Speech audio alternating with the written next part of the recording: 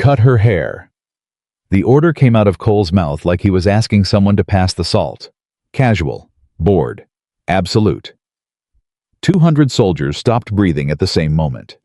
If you've ever witnessed a person with real power choose not to use it just to see what the person in front of them would do, you already understand what happened next. Welcome back to the channel. If this is your first time here, please subscribe and follow this story all the way to the end, because what happens in the next 5 parts will stay with you. Drop a comment and tell me what city you're watching from. I want to see exactly how far this story has traveled. She arrived on a Tuesday, not in a convoy, not with any fanfare, not with anyone carrying her bags or opening a door. Sarah Mitchell walked through the main gate of Fort Blackridge Naval Training Facility with one old canvas backpack slung over her left shoulder, her uniform pressed but plain, her ID handed over without a word. The gate guard scanned her file. His expression didn't change. He handed the badge back and pointed her toward the administration building without making eye contact. She didn't need him to. The file he scanned said almost nothing. Transfer from a coastal administrative post. No combat record. No commendations. A prior assignment listed as clerical support duration unspecified. A note that she had one dependent, a daughter age 8. A single line about her service branch Navy. No unit designation. No specialty code. No performance medals beyond the standard issue ones every service member received just for showing up to work. On paper, Sarah Mitchell was nothing. On paper, she was exactly what she was supposed to look like. The administration sergeant who processed her in was a heavy-set man named Briggs, who chewed a pen cap constantly and barely looked up from his screen while he typed. Single mom, he said. Not cruelly, just noting it the way you'd note a weather condition. Yes, Sarah said. He kept typing. You're in Barracks C Instructor Support Pool. Your direct supervisor is Master Sergeant Cole. Briefing Monday morning 0700. He finally looked up. You got everything you need. I'll figure it out, she said. He shrugged and went back to his screen. She picked up her backpack and walked to Barracks C. The base was large, functional, aggressively maintained. Training grounds stretched along the far perimeter. She could hear drills already in progress, commands barking through the morning air boots, hitting dirt in rhythm. Someone shouting a correction that carried across the open ground with the hard edge of someone who enjoyed the sound of their own authority. She listened for a few seconds. Then she kept walking.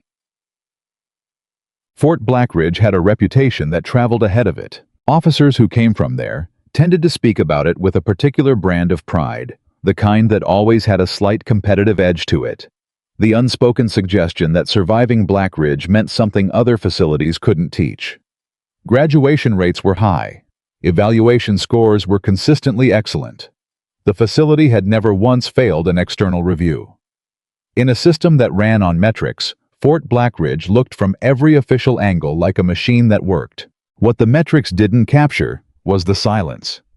The kind of silence that settles over a place where people have learned through specific and repeated experience that speaking up accomplishes nothing except ensuring that what happened to you next would be worse than what was already happening. It was a trained silence. Institutional.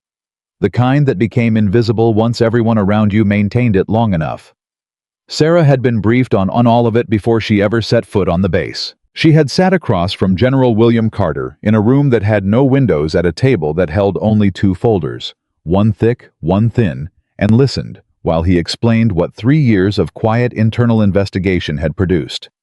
The thick folder was complaints, dozens of them, filed through back channels, through anonymous reports, through soldiers who had left the service entirely, and then from the safety of civilian life, finally said what had been done to them. The thin folder was outcomes. Corrections made, disciplinary actions taken, changes implemented. The thin folder had 4 pages. We have a problem, Carter had said, which was how she knew he was serious, because William Carter was not a man who used language loosely. And the problem has a name, Ryan Cole. She had read the file on Cole 3 times before the meeting, and once more during it, not because she needed to, but because she wanted Carter to understand she wasn't walking into this blind. Cole had been at Fort Blackridge for 11 years. He had trained some of the best operators currently active in the U.S. military. He had also, over those same 11 years, systematically destroyed the careers of anyone who threatened his authority, and done it with such methodical care, such precise institutional knowledge, that nothing he did ever rose to the level of a formal finding. He didn't hit people. He didn't scream without cause. He operated inside the system with the fluency of someone who had spent years learning exactly where the edges were. An evaluation score adjusted by 3 points.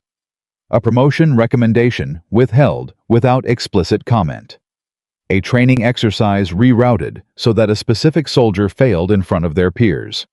Documented as a standard decision. Approved by officers who either believed in him or were afraid of him. And after enough years, the difference between those two things had mostly collapsed. "He's good at this," Sarah said. "He's very good at this," Carter agreed. "Which is why everyone we've sent before you hasn't worked." "How many?" Carter paused. 3. All experienced. All with fabricated covers. All identified within 2 weeks. Identified how? He has people. Inside. Soldiers who report to him because they believe in him, or because they owe him, or because they're afraid of what happens if they don't. Carter folded his hands. Cole is smart enough to know that the best informant network is one that runs on loyalty he manufactured himself. Sarah was quiet for a moment. "So, what's different about my cover?" "You're a single mother with no combat record and no visible value," Carter said, and he said it without apology, because they both understood that the cruelty of the description was precisely the point. Cole will see you as an example, not a threat. He'll use you to demonstrate something. He'll push you publicly before he's had any reason to be suspicious of you. And the moment he does... Carter looked at her steadily. "That's when you start counting." She had nodded once. "How long do I have?" "As long as it takes," he said. "But Sarah..." He waited it until she met his eyes. "Be careful. He's hurt people who were stronger than they looked." She picked up her backpack from the floor beside her chair.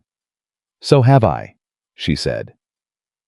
Master Sergeant Ryan Cole noticed her on her 3rd day. She knew because she saw him noticing her the way he did it. The deliberate 2-second pause in whatever he was doing. When she crossed his line of sight, the way his gaze didn't follow her, but cataloged her instead, like someone filing an object under a mental category. She was already in the category before he ever spoke to her. She could read it from across a training yard. She had expected that. Cole was 44 years old, broad-shouldered, with the physical presence of a man who had maintained himself not out of vanity, but out of an absolute refusal to let anything about him soften.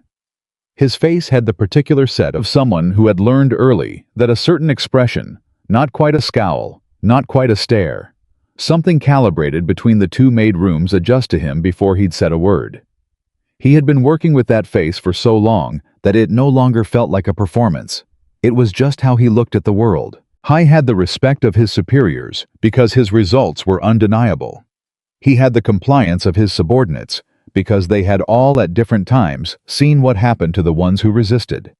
And he had, in 11 years, never once met someone who made him feel uncertain. The first time he spoke to Sarah directly, it was during a morning formation. She was standing at the edge of the instructor support line. Her role, as far as the base knew, was supplementary observation, administrative coordination. The kind of position that didn't require much explanation, because nobody expected much from it. Cole moved down the line the way he always did, the way that was more inspection than greeting, and he stopped in front of her. He looked her over. Uniform, posture, face. "Mitchell," he said. "Master Sergeant." "What's your background?" "Administrative. Prior posting was coastal support." He let a moment pass, just long enough to make the moment feel deliberate. "Coastal support," he repeated. He said it the way you'd repeat a word in a foreign language you found funny. "Yes, Master Sergeant." He moved on. He didn't say anything else. But that evening, she saw him speaking to 2 of his senior instructor's men, named Garrett and Walsh, and all 3 of them glanced toward the barracks where she was quartered. And one of them said something that made Cole's mouth curve into a slow, thin expression that was not quite a smile, but contained all of a smile's intention. She noted the time. She noted the names. She kept walking. The first thing she identified was Specialist Emily Parker. Parker was 22 years old, second year at Blackridge, and she had the kind of quiet, careful quality that soldiers develop when they've learned to make themselves small in a space that's decided it doesn't want them. She moved through formations and drills and common areas, with a particular precise economy, doing exactly what was required. Nothing more, never drawing attention in a direction she hadn't already mapped. Sarah recognized it immediately. She had felt it herself once a long time ago, in a different kind of place. Parker's training scores were good. Better than good, actually. In 3 categories, she ranked in the top 12% of her cohort. Physical performance, tactical decision-making, under simulated pressure, small unit navigation. She had the makings of a genuinely strong operator. Her evaluations told a completely different story. Sarah pulled the semi-official assessments from the shared instructor pool documents she had access to because her role, thin as it was, technically included administrative review and read Parker's file carefully twice, making no marks and leaving no trace that she'd looked. The progression was clean enough that someone scanning quickly might miss it. Parker's first 3 months, strong, consistent comments. Exactly what her scores indicated. Then a single note from one of Cole's senior instructors, a man named Harrison, that described her as resistant to collaborative authority and insufficiently responsive to command correction. Nothing that rose to a formal complaint. Just a note. After that note, everything changed. Evaluation scores dropped by increments, small enough to be individually defensible and collectively devastating. A promotion recommendation that should have moved through in standard timeline simply didn't appear.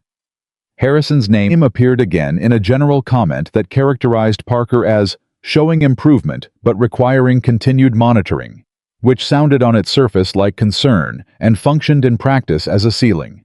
As long as Parker was requiring monitoring, she could not advance. Sarah found Parker alone after a late training session in the empty end of a corridor where the lighting had been partially out for 2 weeks and nobody had filed a maintenance request. "Parker," she said quietly. The younger woman turned fast, the specific alertness of someone who had learned to track footsteps. Her face composed itself quickly. "Ma'am?" "Walk with me." They walked the length of the corridor before Sarah said anything else. She kept her voice low, not because she was being furtive, but because what she wanted to say deserved to be said at a register that required Parker to be still to hear it. "Your navigation scores from last month," Sarah said. "The timed route exercise. You completed it in 11 minutes 40. Parker was quiet for a beat. "Yes, ma'am." "The top score in the cohort was 11 minutes 52. Another pause. "I know, but your evaluated performance that day was marked as below standard." Parker's jaw tightened almost imperceptibly.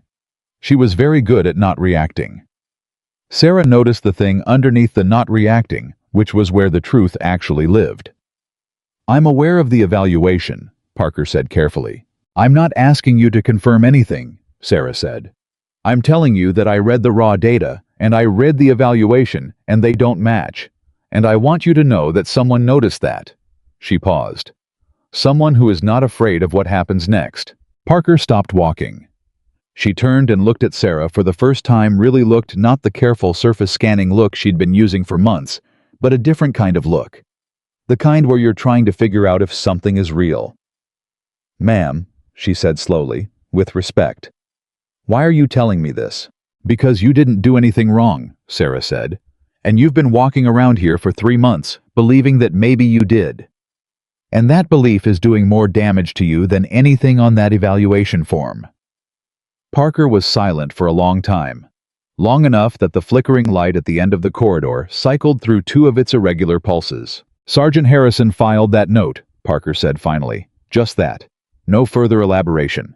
But her voice had a particular flatness that said she'd spent a long time deciding whether to say even that much, and she had made her decision.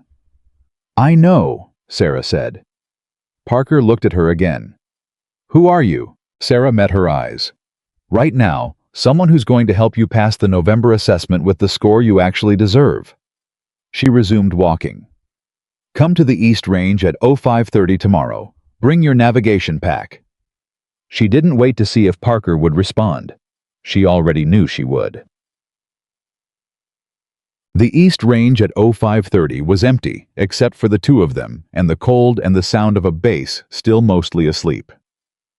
Sarah had been there for 20 minutes already when Parker arrived early, which was the first useful data point, because arriving early, when you didn't have to, meant you were still operating on your own internal standards, rather than surrendering them to whatever the institution had been telling you about yourself.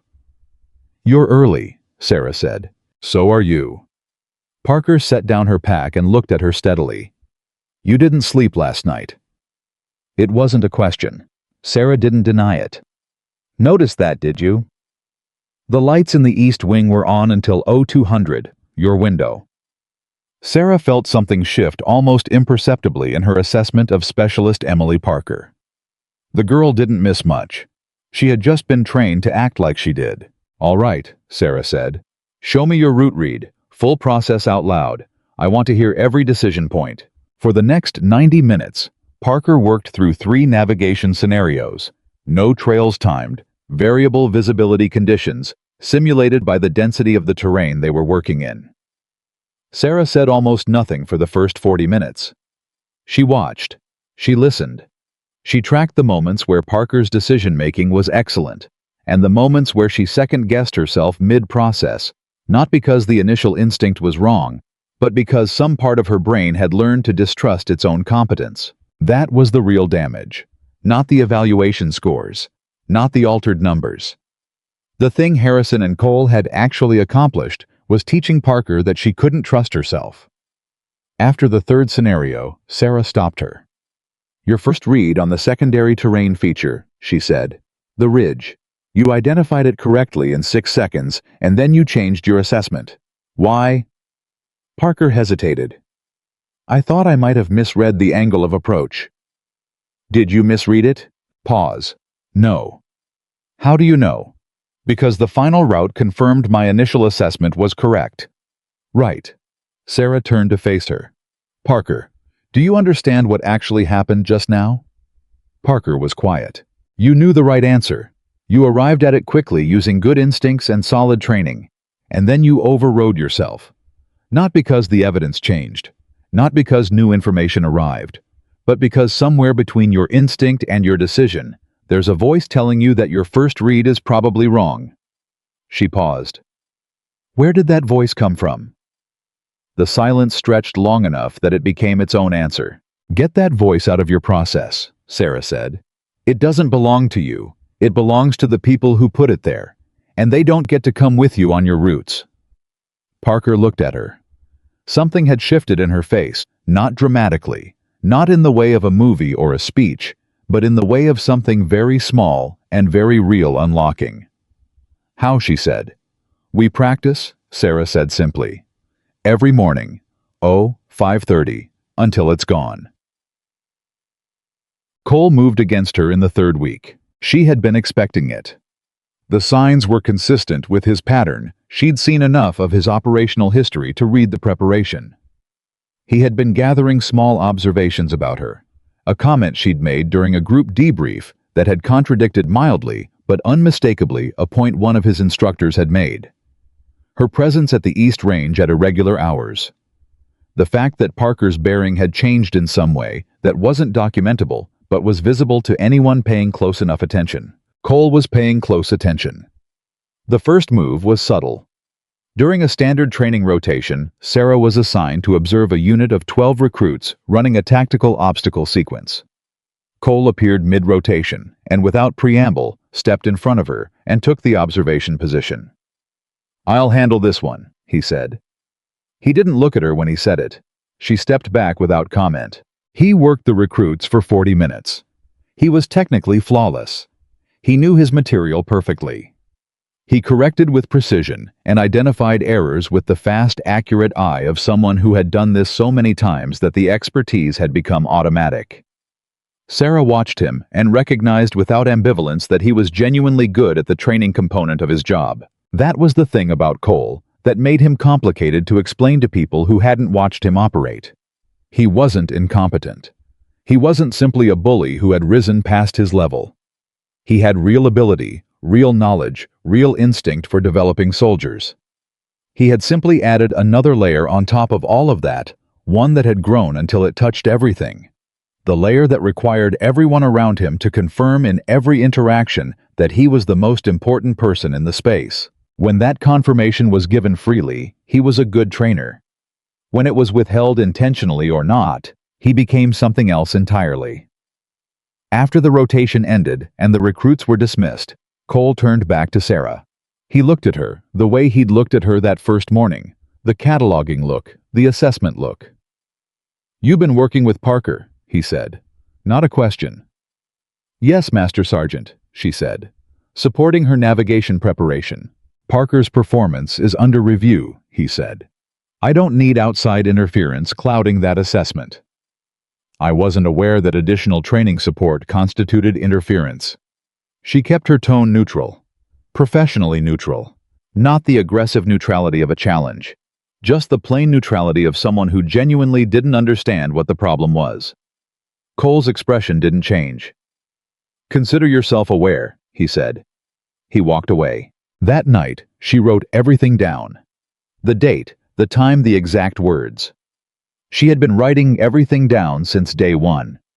The record was growing in a way that felt increasingly like weight accumulating in a specific place.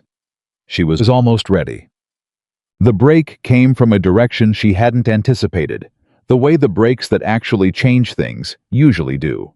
It was a soldier named Reyes. Diego Reyes was 20 years old, 4 months into his training cycle, and in possession of the particular quality of some very young soldiers who have everything they need except the belief that it's enough.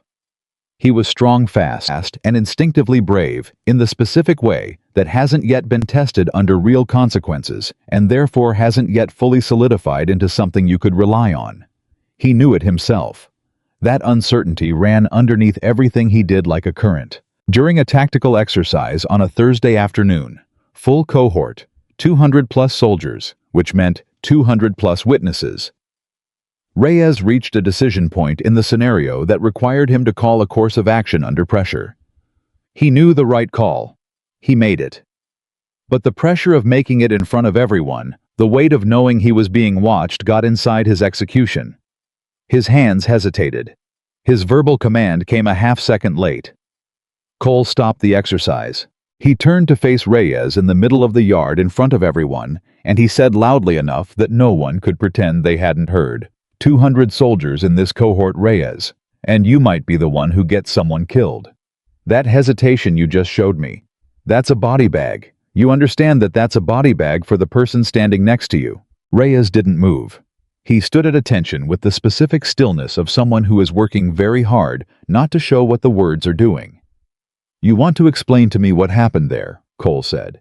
"Or do you just need me to explain to you what a career-ending evaluation looks like?" The yard was completely silent. Sarah was standing at the outer ring of the formation. She was not supposed to step into an active exercise.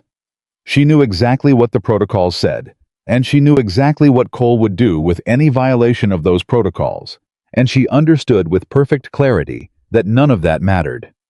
She walked forward. Not fast, not dramatically. She walked at the even, deliberate pace of someone who has made a decision and is now simply implementing it. "Master Sergeant," she said. Cole turned. His expression went through several things in approximately 1 second. Surprise, irritation, the specific calculation of someone deciding whether this was a momentary annoyance or something requiring a more significant response. "Mitchell," he said. The word was a warning. "Reyes made the correct call," she said. She kept her voice even, clear and loud enough that it carried to the full formation. He identified the correct action point, called the right course of action for the scenario parameters, and communicated his decision within the acceptable window for a pressure situation at his training stage. His execution hesitated, which is a correctable training issue, not a character failure, and not a career finding. The silence in the yard was a different kind now. Cole's expression had settled. It had gone past the calculation into something very still and very cold. "Are you," he said slowly, "correcting me in front of my formation?" I'm providing an accurate assessment of the recruit's performance, she said, which I understood to be the objective of the exercise. Cole stepped toward her. He stopped at a distance that was not aggressive, but was not comfortable either. You are in an observer support role, he said. You do not participate in my evaluations. You do not contradict my assessments. And you do not speak in my formation without being invited to do so. Are we clear? Yes, Master Sergeant, she said. She didn't move. She didn't look away. And something in the quality of that stillness, the fact that it didn't register as defiance exactly, or fear, or any of the other things Cole knew how to respond to, but as something quieter and more complete, made the space between them feel, for one unguarded moment, slightly different than Cole had planned for it to feel. He stepped back. Dismissed, he said to the formation. He walked away without looking at her again. Reyes exhaled beside her barely audibly. He didn't speak. But he looked at her once quickly with something in his face that was not quite gratitude, because it was too raw and too surprised for that word. She had seen that look before. She had worn it herself. She nodded once and walked back to the edge of the formation. The record was getting heavier. 3 days after the Reyes incident, Cole changed tactics. He didn't confront her directly. Instead, she began to notice things. Small, precise things. Cole did everything. Her morning duty assignments shifted, moving her from positions where she had contact with the general training cohort to positions that were technically equivalent but functionally isolating. Her access to the shared evaluation pool was marked as under review for role classification. 2 instructors who had been beginning tentatively to acknowledge her in passing stopped doing so, not with hostility, but with the careful blankness of people who have been quietly warned. I was cutting her off from the base one thin thread at a time. She watched it happen with the detached interest of someone who has already accounted for this particular move. Because in the 7 weeks she had been at Fort Blackridge, she had been doing something else alongside everything visible. Something that Cole, in all of his intelligence and institutional knowledge, had not fully accounted for. She had been listening, not just to the things being said in corridors and yards and briefing rooms, but to the things underneath, to the soldier who waited until a common area was empty to pull a personnel form from a stack and study it with the furrowed concentration of someone looking for something that shouldn't be there. To the instructor who made a habit of erasing specific notes from a shared board at the end of every week. To the 2 senior officers who had a standing conversation every Friday at 1600 hours that they held in the parking structure rather than their offices, which told her everything she needed to know about what kind of conversation it was. She had learned the network, she had mapped it, and what she had found was that Cole's operation was not just one man's exercise of authority. It was a structure, an ecosystem of maintained relationships and distributed complicity that had grown over 11 years until it was so embedded in the normal functioning of the base that most people inside it didn't know they were part of it. They had simply adapted to it the way you adapt to the temperature of a room you've been in long enough to stop noticing. She had the names. She had the timeline. She had the specific incidents documented through the accounts of 6 soldiers who had agreed after careful and private conversation to allow their experiences to be officially recorded. Soldiers who came to those conversations, pale and careful, and who left them with some particular thing restored to their faces that she recognized and couldn't quite name. She had almost everything she needed. The question was what Cole would do before she had all of it. She got her answer the following Monday. Parker found her in the corridor at 0600 before the first formation of the day, with the urgent concentrated energy of someone carrying information they haven't decided what to do with. Cole called me in last night, Parker said without preamble. She kept her voice low, not frightened exactly, but controlled in the specific way of someone managing what is underneath the control very carefully. He told me that the training sessions I've been doing with you constitute unsanctioned supplementary instruction. He said any further participation would result in an official notation in my file. Sarah looked at her steadily. What else? Parker's jaw tightened briefly. He said that you're not what you appear to be, that you've been overstepping your role, that soldiers who associate with people under internal review risk having that association affect their own evaluations. Sarah said, Are you afraid? Parker thought about it honestly before she answered. Yes, she said. But not of the notation. She met Sarah's eyes. I've been afraid of him for 8 months. I'm starting to think that being afraid of him is the whole point, that it's the actual mechanism. Sarah looked at her for a moment. Parker, she said, I need to ask you something, and I need you to answer me completely honestly. All right. The incident with Harrison, the one that started the evaluation pattern. What actually happened? Parker was quiet for a long time. Long enough that Sarah could hear the ventilation system cycling in the corridor. Long enough that Parker had to make a decision about whether she was going to tell the truth to someone she had known for less than 2 months in a corridor at 6 in the morning, when telling the truth had already cost her more than it should have. He made a comment, Parker said. During a private debrief, about my appearance. I reported it through the proper channel. She paused. 3 days later, the evaluation notes changed. Sarah held Parker's gaze for a full second. Then she said, I need that report number, the one you filed. Parker's eyes flickered the involuntary response of someone suddenly calculating. Why? Because I'm going to find it, Sarah said. And what happened to it between the day you filed it and today? Something crossed Parker's face. Not hope, it was quieter than hope, more tentative. The thing that comes before you, let yourself hope when you're not sure yet whether hoping is safe. He told me nothing came of it, Parker said. That the review found no basis. When a review finds no basis, Sarah said carefully, it still leaves a record, and records can be read by people who know what to look for. Parker was silent. Keep going to formations, Sarah said. Keep your head down. Do exactly what you've been doing. Don't change anything visible. She picked up her bag. Trust me for 4 more days. Parker watched her go. In the flickering light of the corridor, in the early morning quiet of a base that didn't yet know what was coming, she looked like someone standing at the exact edge of something. She was. They both were. Parker kept her head down for exactly 4 days the way Sarah had asked. She went to formations. She ran her drills. She answered when she was spoken to and volunteered nothing extra, and moved through the base with the same careful economy she'd been using for 8 months. On the surface, nothing had changed. Underneath, everything had. The difference was that now she was watching, not with the passive, self-protective vigilance she'd developed as a survival mechanism, the kind that tracks threat and calculates distance and tries to make you smaller. She was watching the way Sarah watched. Deliberately. Cataloging. Asking herself what she was actually seeing, rather than what she had already decided was there. What she saw in those 4 days troubled her in a way she hadn't expected. Because once you started seeing the mechanism, you couldn't stop seeing it. It was everywhere.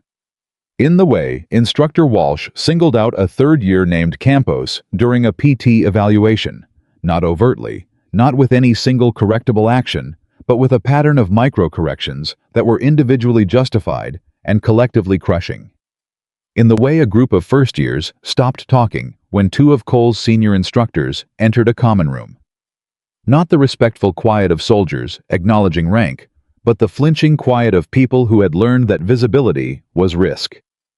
In the way the morning briefings always ended with Cole restating in some new configuration the same fundamental message that what happened on this base happened, because he allowed it to happen, and the corollary of that unstated but understood was that what he chose not to allow would not happen at all. She had lived inside that system for 8 months and believed she was the problem.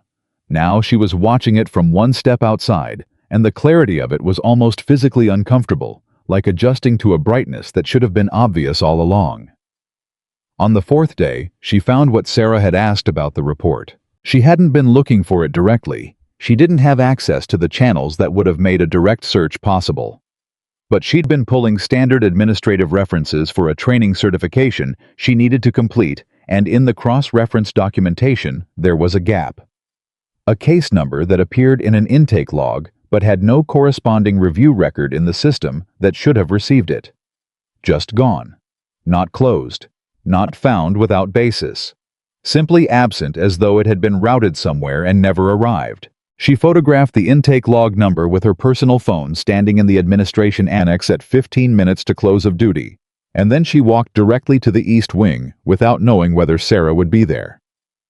Sarah was there. She was sitting at the far end of a long table in the secondary briefing room that nobody used after 1600 hours, with 3 folders arranged in front of her and a legal pad that had been written on in such small compressed script that it looked from a distance like texture rather than language. She looked up when Parker came in and read something in Parker's face before the younger woman had said a word. "You found something," Sarah said. "My report number," Parker said. "It's in the intake log for the review office, but there's no corresponding case file. It was received and then it—" She set the photograph on the table. It disappeared. Sarah looked at the photograph for a long time. Then she said, "Sit down, Parker." Parker sat. "I want to tell you something," Sarah said. She set the photograph aside and looked at the younger woman directly. "What you just did coming here documenting that bringing it to this table took more operational discipline than most people at this facility give you credit for having. I want you to hear that from someone who is actually qualified to assess it." Parker was quiet. The compliment landed in a place that had been empty for a long time, and it was uncomfortable in the way that things are uncomfortable when you've been told often enough that the empty space is appropriate, that you stop noticing it hurts. "What happens now?" Parker asked. "Now," Sarah said, "I make a phone call." She was looking at the photograph again when she said it, and her expression had settled into something Parker couldn't quite read. It wasn't anger exactly, though there was something in it that had the quality of anger at depth. It wasn't satisfaction, though there was something in it that recognized a conclusion approaching. It was something more specific than either of those things, the expression of someone who has been moving toward a particular moment for a long time, and can now see its shape clearly enough to know exactly how to approach the final distance. Joe. The phone call was not to General Carter. Not yet.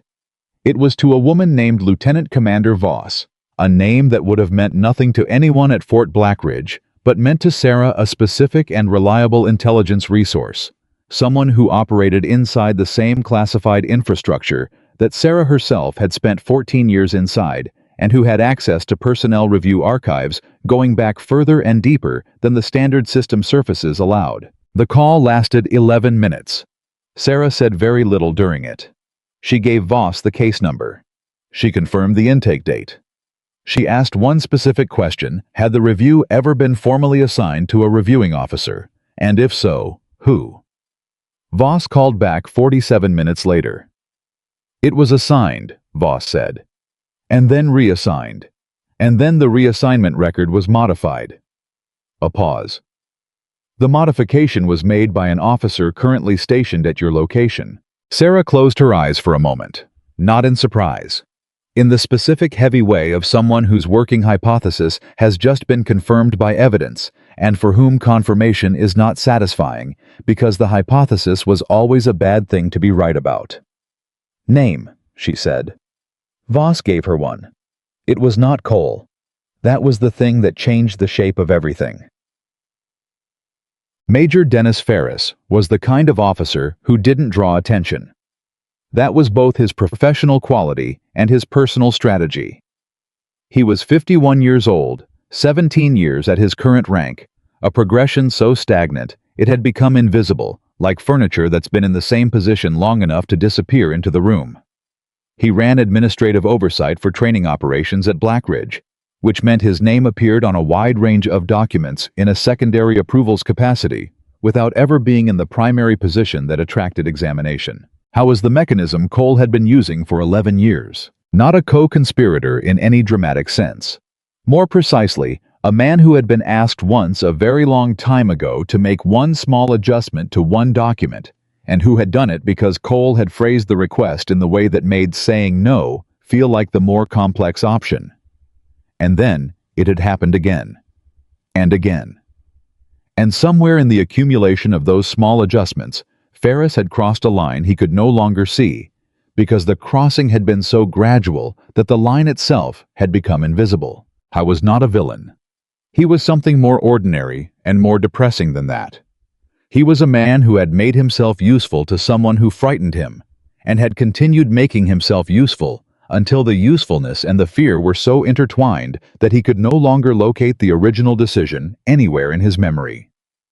Sarah understood this about Ferris before she ever sat down across from him. She requested the meeting through official channels, framing it as a routine administrative coordination, a review of training documentation standards relevant to her support role. It was the kind of meeting that Ferris's position required him to take. He couldn't decline without creating exactly the kind of paper trail he had spent years making sure didn't exist. He arrived at the meeting 5 minutes early, which told her he was anxious.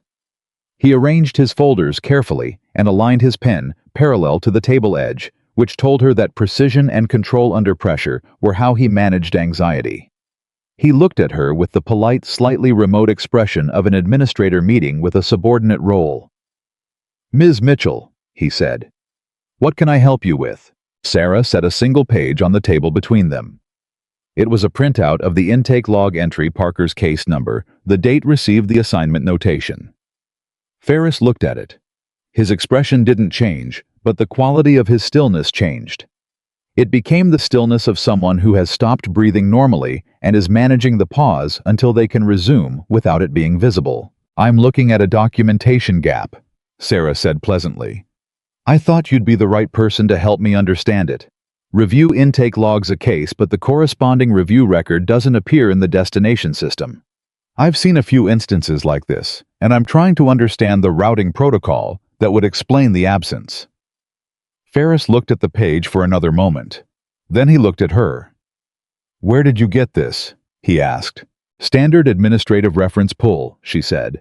"My role includes documentation review, which I think you know." The second part of that sentence was delivered in exactly the same tone as the first. And that was the thing that made Ferris's expression do something subtle and involuntary, because the implication that she knew he knew something delivered without emphasis, without accusation, with the even reasonableness of someone stating a fact, did not allow him to organize a defensive response. He could respond to a challenge. He could manage an accusation. But the flat, assured suggestion that the person across from him had already mapped the terrain was something his instincts didn't have a prepared answer for. "These gaps occasionally occur due to system migration issues," he said. "I'd need to review the specific case context to provide an accurate explanation." "Of course," Sarah said. She slid a second page across the table. "I've pulled 6 additional instances with the same pattern, same routing anomaly, same date range. If you look at the case numbers, they share a common characteristic." She waited while he looked at the second page. They were all filed by soldiers who subsequently experienced changes in their evaluation trajectory. The room was very quiet. Ferris looked at the pages. He looked at Sarah. He was doing the calculation that people in his position always do. At the moment, they recognize that the ground they have been standing on is not as solid as they believed. The rapid, desperate inventory of what is known, what is provable, what can still be attributed to complexity or coincidence, and whether the person across from them has enough to make the question of attribution academic. "I'm going to need to consult with legal review before discussing these specifics further," he said. Sarah nodded. "That's entirely your right." She collected the pages and placed them back in her folder. "I'd just ask that you flag one thing for your legal review team." She looked at him directly. "The modification record on the routing logs. The one that altered the assignment notation after initial entry." She held his gaze for exactly 2 seconds. "The metadata on that modification has a user ID attached to it. System modifications always do." She stood, picked up your folder and said, "Thank you for your time, Major." She walked to the door. Behind her, Ferris said nothing. But she heard the quality of his silence, and it was the silence of a man who is sitting very still, because moving in any direction suddenly feels dangerous. Cole found her the same afternoon. She had been expecting it. Ferris was going to pick up a phone within the hour, and the phone call was going to go to Cole, and Cole was going to decide what he was willing to do about a single mother in an administrative support role who had somehow in less than 8 weeks become a problem he had not anticipated and couldn't categorize. He found her in the south training corridor, and he didn't bother with the careful calibration he'd been using in their previous interactions. The calculation period was over. He walked toward her with the direct forward energy of someone who has decided that subtlety costs more than it's currently worth. "Walk with me," he said. They walked. I took them to the far end of the corridor, where it turned into an access passage that nobody used during the mid-afternoon rotation. The distance between them when he stopped was close enough to be deliberate. "Who are you talking to off base?" he said. "I make personal calls," she said. "Is there a base policy I should be aware of regarding—" "Don't," he said. The word was flat and quiet, and had an edge that his previous interactions with her hadn't carried. He had dropped the professional wrapper entirely. This was just the thing underneath it looking at her directly. "I have been doing this for 11 years. I know what an inquiry looks like, and I know what someone running one looks like, and you have been the second thing since the week you got here. So let's save us both some time." Sarah looked at him. She thought about everything she'd read about Ryan Cole. The files, the complaints, the 11 years, the careers. She thought about Emily Parker standing in a corridor with bad lighting and saying the words that had cost her 8 months to say. She thought about Reyes in the yard standing at attention while someone told him his instinct was a body bag. She thought about what Cole actually was, which was a complicated answer that she had arrived at slowly and hadn't allowed herself to simplify. He was competent. He was institutionally sophisticated. He was genuinely good at developing soldiers when his ego wasn't a variable in the equation. And he had spent 11 years making himself so central to the functioning of Fort Blackridge that the institution had reorganized itself around him quietly and completely, the way a tree reorganizes around something in its path. "What do you want from this conversation?" she asked. "I want to understand what you think you're doing," he said. "And I want you to understand what happens to people who think they can walk into my facility and rewrite 11 years of results with a few weeks of documentation they've cherry-picked for a conclusion they decided on before they arrived." "I didn't decide on a conclusion," she said. "I read the data." "You read selective data." "I read what was there." She held his gaze. And what wasn't there, which turned out to be informative. Something moved through his expression. Not quite anger, it was past anger, it was something colder. "You want to talk about what isn't there," he said. "Let's talk about your record. Because I pulled it, and there is almost nothing there. An administrative posting, a dependency notation, a transfer that came through on a channel I haven't been able to fully verify." He paused. "A normal person's record doesn't look like that." She kept her face neutral. "I've had a quiet career. Nobody has a career that quiet." She said nothing. He stepped back, and the movement had a quality to it, a decision being implemented rather than a position being abandoned. "I don't know who sent you," he said. "And I don't know what you think you have, but I'm going to find out. And in the meantime, you're going to discover that this base has a way of making things very difficult for people who work against it." He walked away. She stood in the access passage for a moment. She had two things now that she hadn't had before the conversation. She had his confirmation implicit but clear that he knew she was investigating him. And she had his threat, which she had needed not for her own purposes, but because a threat could be documented in a way that a pattern of suppression could not. His previous behavior was systematic and deniable. What he'd just said in an empty corridor with no witnesses was not deniable by her own account, but it was also not recordable in any way that would satisfy a formal proceeding. She needed the threat on record. She needed him to make it in front of witnesses. She needed to give him a reason to. She thought about what that would require, and then she walked back toward the main training area, and she spent the rest of the afternoon being very, very deliberately visible. The next 5 days were a particular kind of pressure. Cole activated his network quietly without fingerprints in exactly the way his pattern predicted. Her access restrictions increased. The two soldiers who had agreed to give recorded accounts separately and quietly informed her through Parker that they had each received informal conversations from people they trusted. Conversations that raised concerns about the consequences of participation in unofficial inquiries. Conversations that had left them shaken without constituting anything documentable. One of them held. The other pulled back. She didn't blame the one who pulled back. She documented the conversation he'd been subjected to and moved on. A maintenance report was filed against her barracks room, a noise complaint, technically valid but practically meaningless, that resulted in a formal notation. A minor trivial notation that added nothing to any serious file, but established a pattern of documented friction with base protocols. Walsh, one of Cole's senior instructors, began appearing at training rotations, where Sarah had observer position, and inserting himself into the assessment process in ways that were procedurally irregular but not formally challengeable. The machine was working, and Sarah let it work. Because the machine working was the machine revealing itself, and every gear it showed her was something she could describe in precise detail to a reviewing authority. Meanwhile, Parker had been doing something Sarah hadn't explicitly asked her to do. She'd been talking to people, not broadly, not carelessly. Parker was smarter than that, and she'd absorbed enough from the past several weeks to understand the cost of visibility. But she had started having specific individual conversations with specific soldiers who carried themselves in a way she now recognized, that careful economy of movement, that trained silence, that particular flatness that descends over a person's face when they have decided that what happened to them is something they simply carry now because there is nowhere to put it down. She found 4 of them. 2 first years, a second year, and a training corporal who had been at Blackridge for 3 years and had stopped expecting anything to change so long ago that Parker's conversation caught him completely off guard.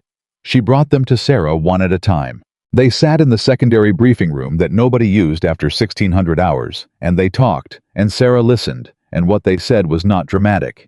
It was not full of the kind of elaborate detail that makes institutional abuse legible to people who haven't experienced it. It was quiet and specific and ordinary, in the most depressing possible way. Small things, each of them individually explicable, collectively, impossible to explain away. If you laid them in sequence and read the pattern, a score adjusted, a comment made, an opportunity withheld, a moment in a corridor or a briefing room or a training yard, when someone with power decided that you needed to be reduced, and reduced you and the institution around you, registered it as a disciplinary decision and moved on. After the 4th conversation, the training corporal. His name was Whitfield. He had a wife in Georgia and a daughter who was 2 years old, and had never seen him in civilian clothes because he'd been on base for 14 months straight. Straight looked at Sarah across the table and said, "Is anything actually going to happen? Because I've been here 3 years, and I've seen 2 people try to address this, and both of them are gone." Sarah met his eyes. "Yes," she said. He looked at her for a long moment. "How do you know?" She thought about how to answer that. She thought about the classified files she carried in her memory, and the 14 years of missions in places where certainty was never available, and you did the work anyway, and the thing Carter had said to her in the windowless room, "as long as it takes." "Because I know what I'm doing," she said, "and I know who sent me." Whitfield looked at her for another moment. He had the face of someone deciding whether they have enough left to try trusting one more time. Whatever he found when he looked at her, it was apparently enough. "All right," he said. Cole made his move on a Wednesday. He filed a formal role review request for Sarah's position, a legitimate administrative tool that triggered a 60-day evaluation of her authorization levels and access permissions. On its face, it was a procedural action that any senior officer had the right to initiate. In practice, it was designed to freeze her access to the documentation systems she'd been working within and create an official record that characterized her activities as anomalous and under review. It was smart. It was clean. It was exactly the kind of move that had worked 11 times before. What it was not was fast enough. Because 2 hours before the role review request was filed, Sarah had sent a package. Not to Carter. Not yet. The timing on Carter was precise, and she wasn't at the precise point yet. She sent the package to a sealed record system, a classified internal repository that she had authorization to access by virtue of something that was not in her personnel file at Fort Blackridge and could not be traced from within the base's administrative system because the access pathway did not run through the base's administrative system at all. The package contained everything she had to that point. Dates, names the 6 documented cases, Parker's intake log, and the missing review record, the metadata from Ferris's system, modification, the accounts from Whitfield and the others, and a precise, clear-eyed written analysis of the operational structure. She had mapped who Cole was, how the network functioned, what 11 years of this had produced in human terms, and what the documentation established. She hit send at 14:22. At 14:31, Walsh walked into the secondary briefing room where she was working and told her with the careful neutrality of someone delivering a message they don't fully understand but have been instructed to deliver, that her access credentials had been temporarily suspended pending role review. She nodded. She saved what was on the screen. There was nothing sensitive there. The sensitive material was already gone, and she logged out. "Thank you," she said to Walsh pleasantly. He looked at her with a brief, uncertain flicker, the expression of someone who has been expecting a different reaction and doesn't know what to do with the absence of it. She picked up her folder and walked out of the room. In the corridor, she passed Cole going the other direction. He saw her. He said nothing. His expression was the expression of someone who believes they have just completed a successful operation and is waiting for the results to materialize. She kept walking. The next morning at formation, Cole looked at Sarah and saw that she was still there, still in uniform, still standing in her observer position as though nothing had happened. The access suspension was in effect, which meant she shouldn't have been able to access any of the systems she'd been using. Her face showed nothing that gave him what he was looking for. No frustration, no anxiety, no indication that the operation had landed as intended. He told himself it didn't matter. 60 days of restricted access was 60 days of restricted access.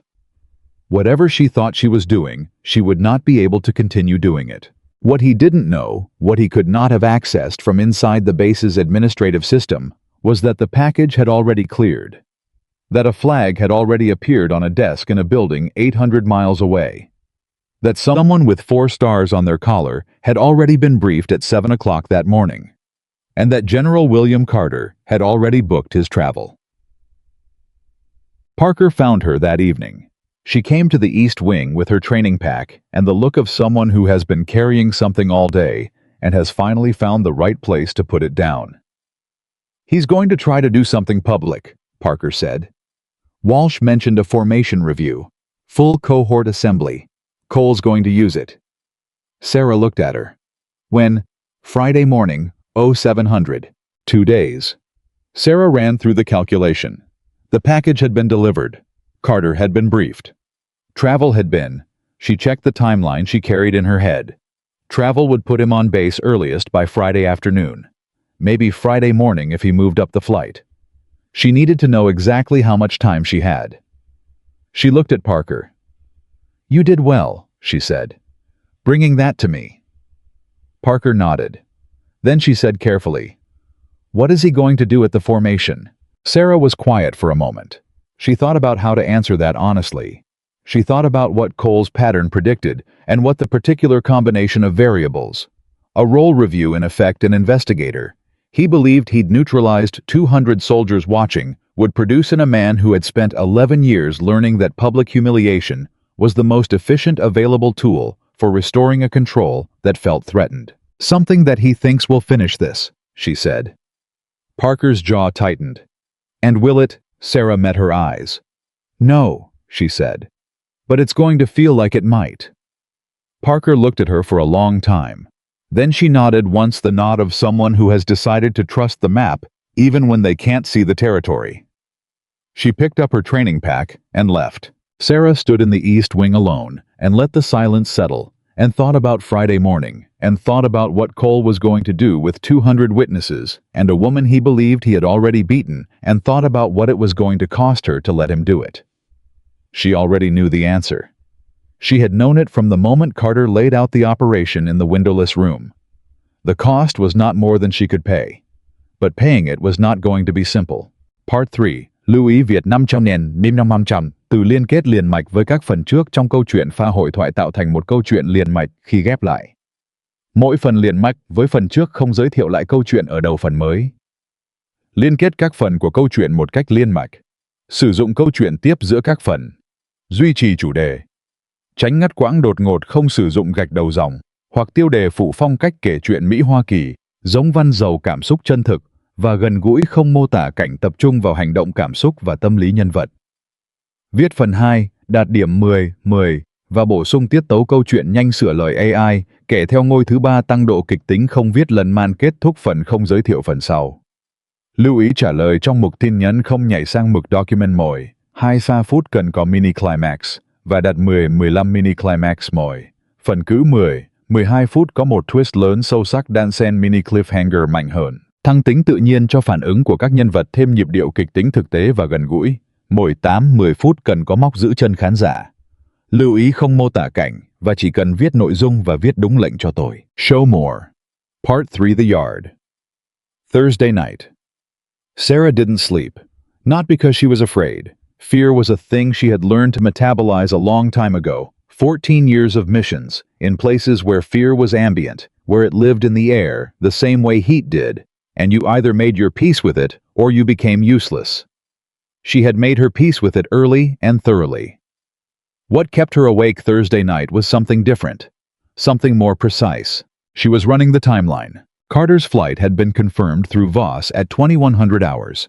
A private channel message, 11 words, no elaboration needed. He was in the air. Wheels down, earliest estimate, 06:15 Friday morning. Formation was 0700.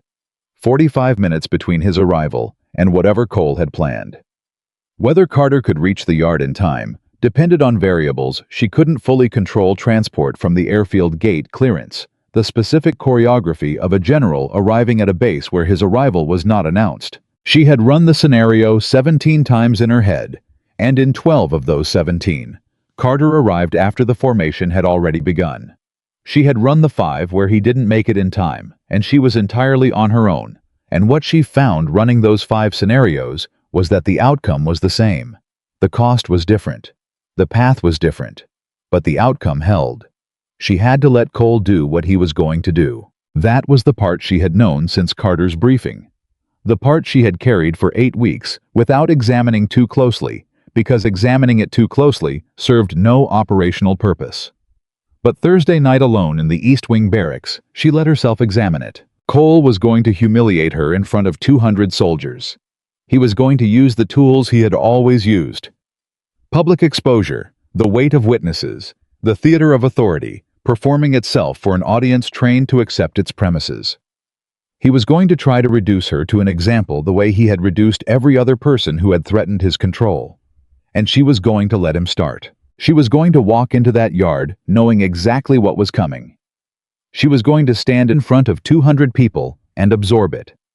Not because she was powerless, because she was the only person in that yard who understood completely what the moment actually was, and she needed Cole to complete it before anyone else did. She stared at the ceiling and thought about her daughter. Lily was 8 years old and had spent the last 8 weeks with Sarah's sister in Virginia, being told that Mom was working, that Mom would be back soon. That Mom's job sometimes meant being away for stretches that felt long, but always ended. Lily was old enough to understand the outline of that, and not old enough to be fully comfortable with it. And the last phone call they'd had 4 days ago, Lily had said, "Mom, are you doing something dangerous?" in the particular voice she used when she already suspected the answer and was deciding whether she wanted to hear it confirmed. "I'm helping people," Sarah had said. "But are you safe?" She had thought about how to answer that honestly without answering it in a way that an 8-year-old should have to carry. "I'm very good at my job, sweetheart," she said. "Which means I'm safe." Lily had been quiet for a moment. Then, "Come home soon." "Soon," Sarah said. "I promise." She thought about that promise, Thursday night, lying on the barracks cot, and she thought about what soon meant, and she thought about what Friday morning meant, and she thought about the cost she had already calculated and accepted. Then she stopped thinking about it, because thinking about it further didn't change any of the variables, and she needed to sleep. She slept 4 hours. She was up at 0500. The base came awake, the way it always did in stages, the sounds layering in from the perimeter inward, the mechanical sounds first, and then the human ones' voices and footsteps, and the particular rhythm of a military facility orienting itself toward the day's requirements. Sarah moved through her morning with methodical deliberateness. She dressed in her standard uniform, pressed plain correct in every detail. She ate in the common mess without speaking to anyone, and registered from her peripheral awareness that word had already moved through the base in the way that word always moves through a contained community. Something was happening at the morning formation. Something beyond standard review. Soldiers had a very sensitive instrument for detecting the difference between a normal institutional event and an event that carried weight.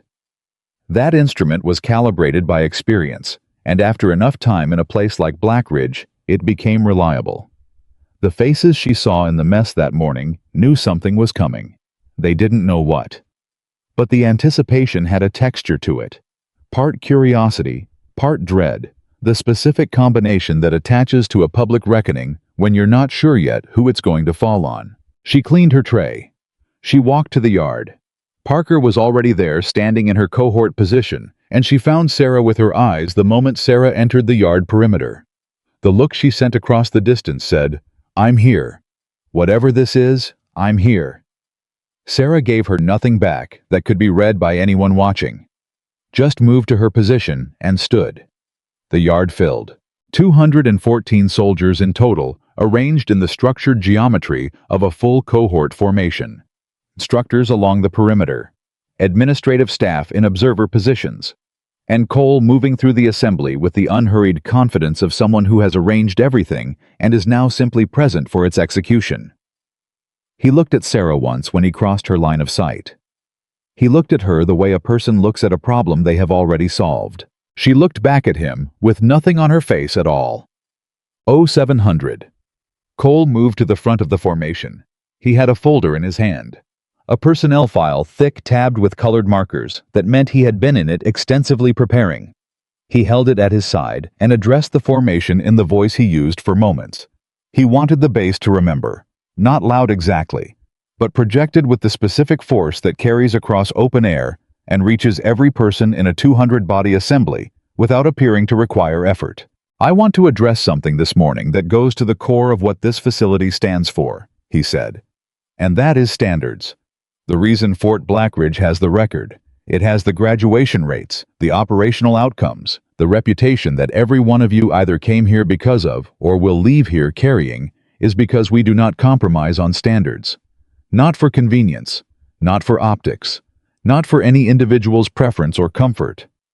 He paused. The yard was completely quiet. "We have a situation in our current operational cycle that needs to be addressed directly, because allowing it to continue without address would be a failure of exactly the standards I just described." He opened the folder. He read from it.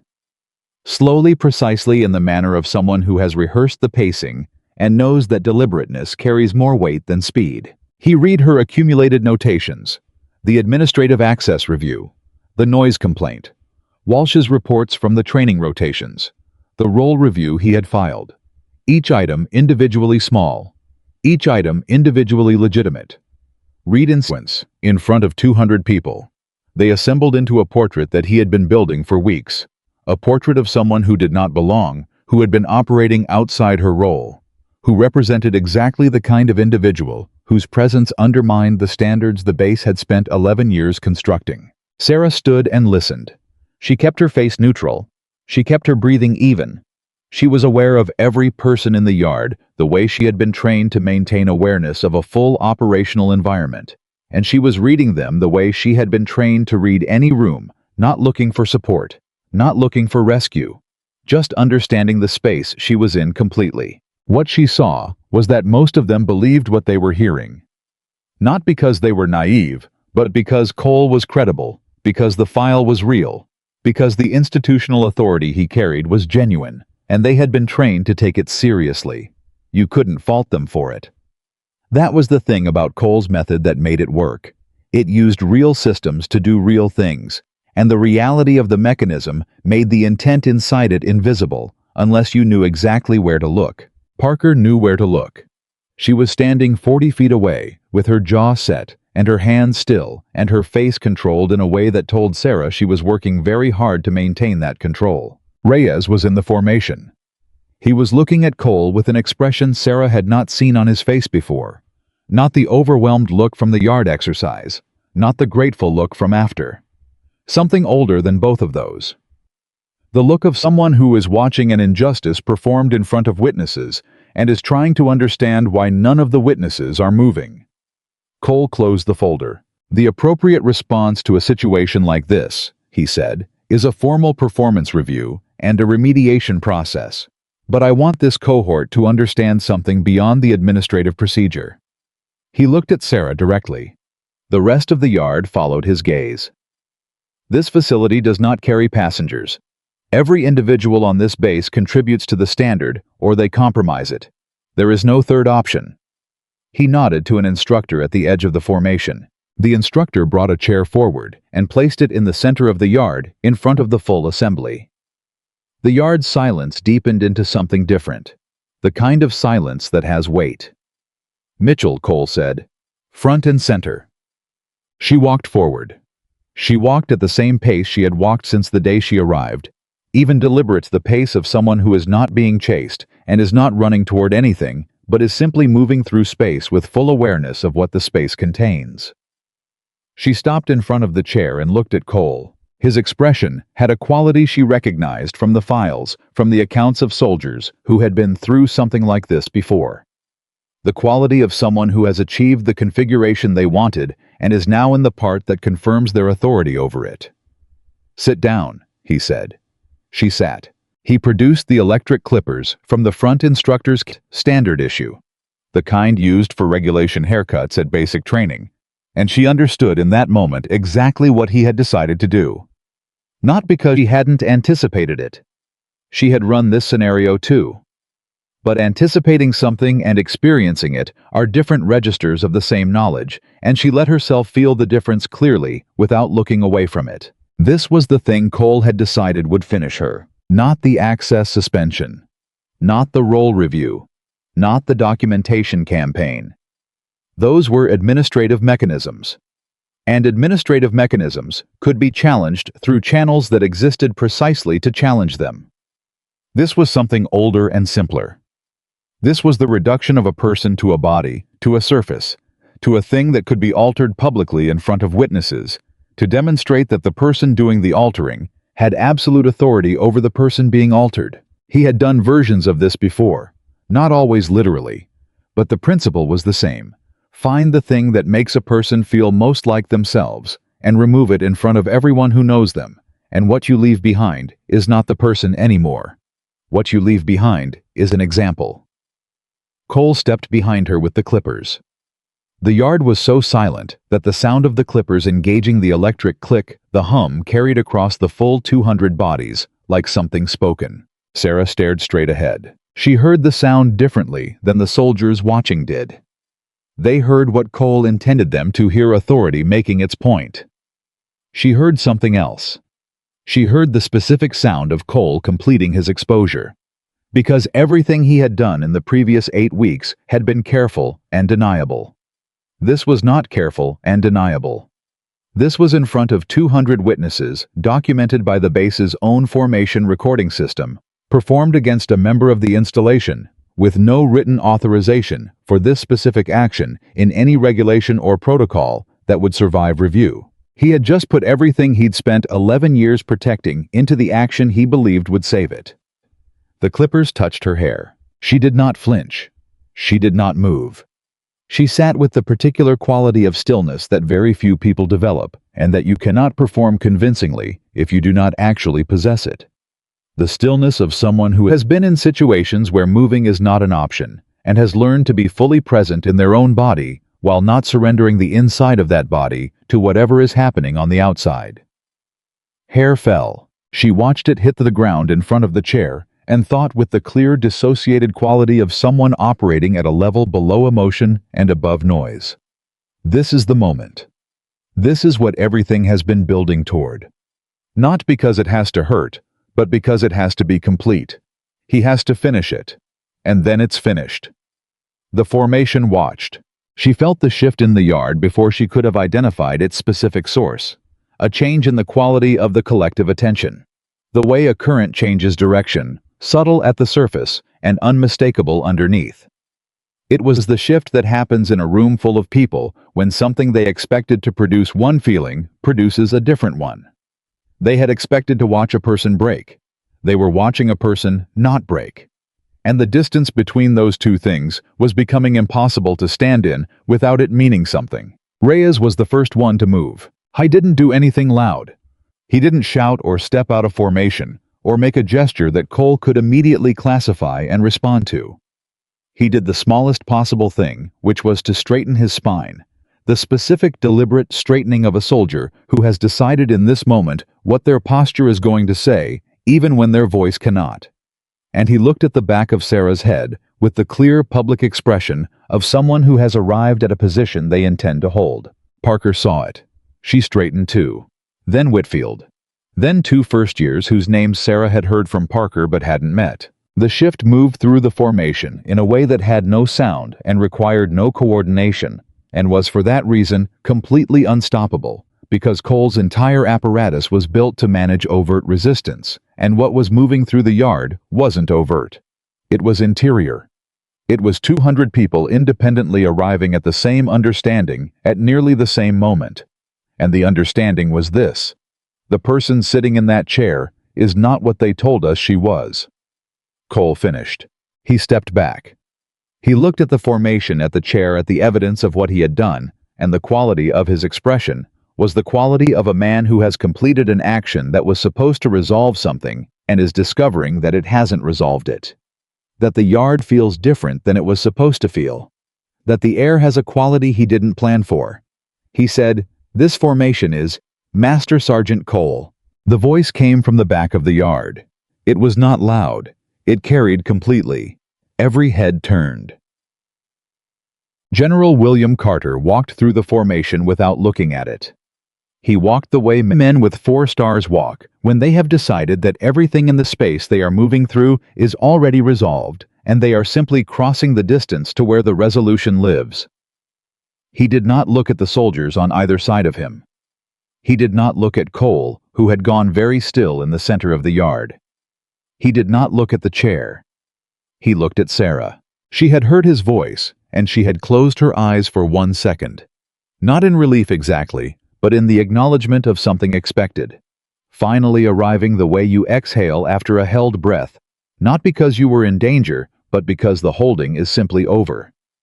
Carter reached the center of the yard and stopped 6 feet from the chair. He looked at Sarah for a moment. His face was the face of a man who is doing several things simultaneously, processing what he is seeing, controlling his response to it, maintaining the operational command of every room he enters as a matter of practiced reflex. But underneath all of that, in the specific way that Sarah knew how to read him, was something that was not military and not strategic, and was simply plainly what it was. He was angry, not the performance of anger. The real thing sitting behind his eyes and his controlled expression, cold and deep and specific. He turned to Cole. Cole had not moved. He was standing with the clippers still in one hand and the expression of someone whose scenario has departed so completely from its expected parameters that the departure itself has not yet fully registered. I was looking at Carter with the particular calculation of a man who is trying to understand how a 4-star general is standing in his formation yard at 0720 on a Friday morning, and what that means for every assumption he has been operating on. "Master Sergeant Cole," Carter said. "General." Cole's voice was controlled, barely. "I am going to ask you a single question," Carter said. "And I want you to understand something before you answer it. I have been briefed. I have reviewed the package that was submitted to the classified repository 3 days ago. I have reviewed the original complaints file, the evaluation records, the modification metadata, and the formation recording system log for this morning." He let that settle for exactly 2 seconds. "Do you understand what I'm telling you?" Cole's expression went through several things. None of them were visible for more than a fraction of a second. What remained was a very careful stillness. "I understand, General." "My question," Carter said, "is whether there is anything you would like to say before I proceed." The yard waited. Cole put the clippers down on the ground beside the chair. He set them down with the particular deliberateness of someone who is using the act of setting something down to find a moment to think. He straightened. He looked at Carter. I have spent 11 years building this facility's record, he said. His voice was measured. I have produced results that this command has recognized and relied upon. Whatever has been reported, Cole, Carter said. The word stopped him. I said I have reviewed it. That means I have already arrived at my assessment. I am not asking you to defend the record. I am giving you an opportunity to say something before I address this formation. He paused. That opportunity expires in about 10 seconds. Cole was silent. Carter turned to the formation. He stood in front of 200 people, and he didn't raise his voice because he didn't need to. The yard was so completely silent that every word he was about to say would reach every person in it without any assistance. My name is General William Carter, he said. I am the commanding officer of this installation's oversight command. I want to address what you have witnessed this morning directly because you deserve a direct address. He let a breath pass.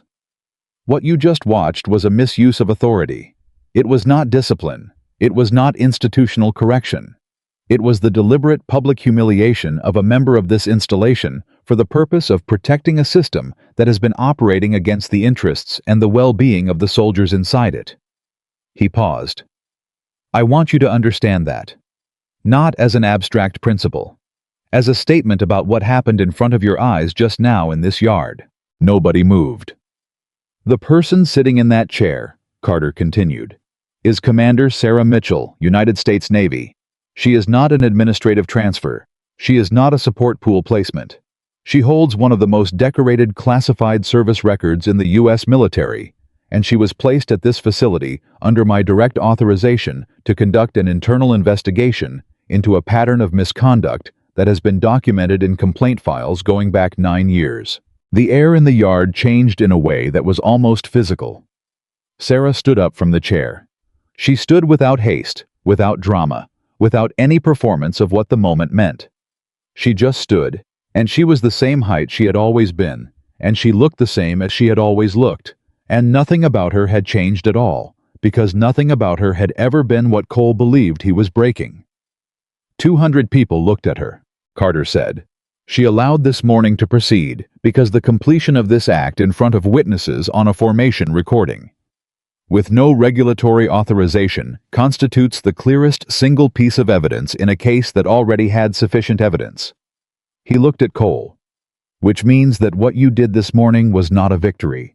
It was the last item in a file that is now complete. Cole stood perfectly still. He had the look of a man who has just understood something enormous all at once, without the grace of arriving at it gradually. 11 years of institutional architecture understood in its entirety in the span of 30 seconds. The empty file. The quiet personality. The single mother who never pushed back hard enough to constitute a challenge. The access restrictions he'd filed that had done nothing but trigger an escalation to a system he didn't know she had authorization to use. The conversation in the corridor where he'd confirmed his awareness of the investigation. He had not been hunting her. She had been building the case, and every move he made against her had been a brick. You're relieved of command, Carter said. Pending full investigation. You will report to administrative hold by 0800. He glanced at Walsh and Garrett standing at the formation's edge. The same applies to instructors Walsh and Garrett and to Major Ferris. He looked back at Cole. Is there anything you would like to say to this formation before you go? Cole looked at Sarah. She looked back at him. She didn't have a look prepared for this moment. Not triumph, not vindication, not anything that performed for the audience around them. She just looked at him the way she had looked at him from the beginning, directly, completely, with full awareness of exactly who they both were. After a long moment, Cole picked up the clippers from the ground. He set them on the chair. He straightened his uniform. And he walked out of the yard. Walsh and Garrett followed without being asked. The yard remained still. Carter let the stillness hold for a moment. Then he said to the formation, at ease. The exhale that moved through 200 people was audible. Parker reached her first. She covered the 40 feet between them at a pace that started controlled and stopped being controlled partway through, and she arrived in front of Sarah and opened her mouth and couldn't find whatever she had been going to say. Her eyes were bright, and her jaw was working, and she finally just said very quietly, "I didn't know." "You weren't supposed to," Sarah said. "The whole time."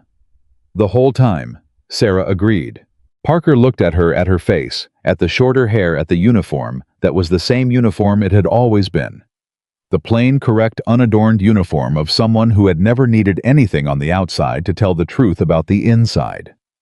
And something moved through Parker's face that wasn't one emotion, that was several of them arriving at the same moment and sorting themselves out in real time. Relief and grief, and the specific kind of anger that belongs to someone who has been told for 8 months that what was happening to them was their fault, and has just discovered from the highest available authority that it was not. "It wasn't me," Parker said. Not a question. Not really for Sarah. She was just saying it, putting it into air, making it real. "None of it was me."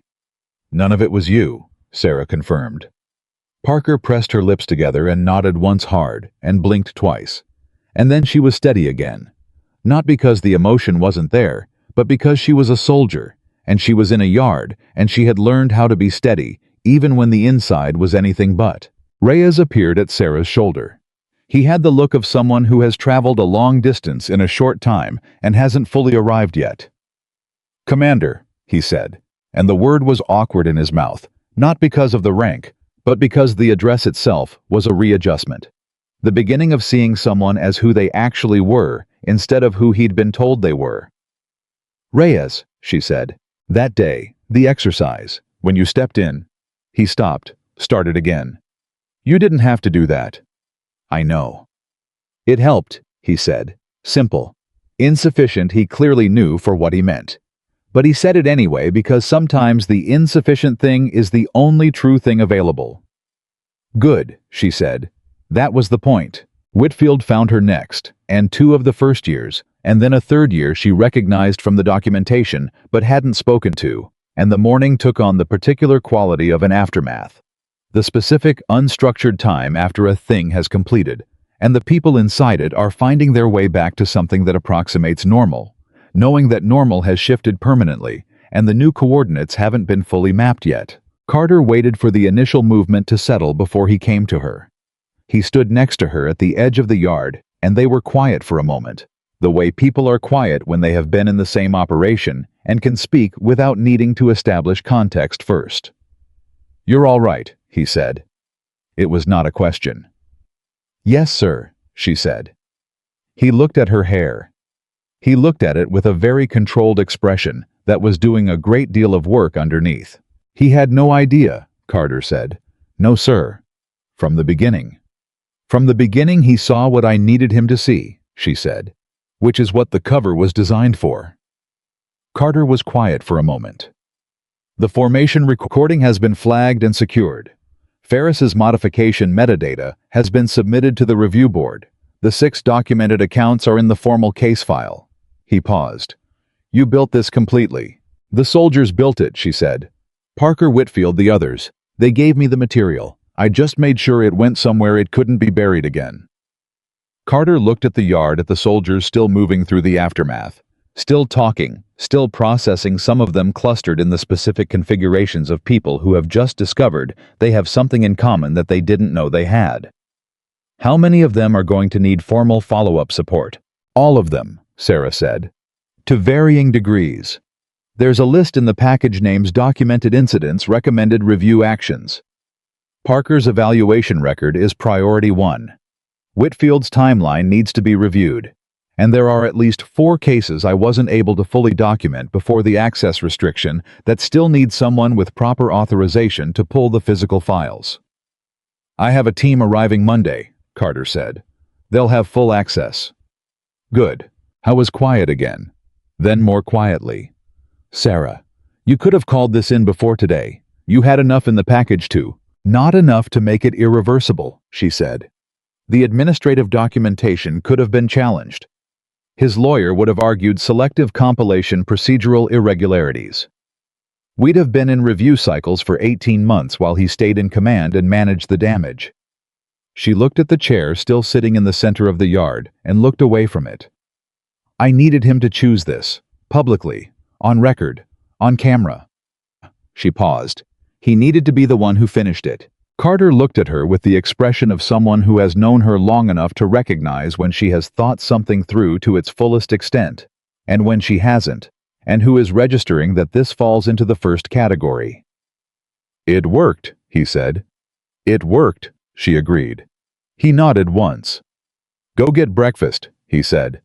"You look like you haven't slept." "I slept 4 hours." "Go get breakfast and then sleep 4 more." He looked at her sidelong. "That's an order, Commander." She almost smiled.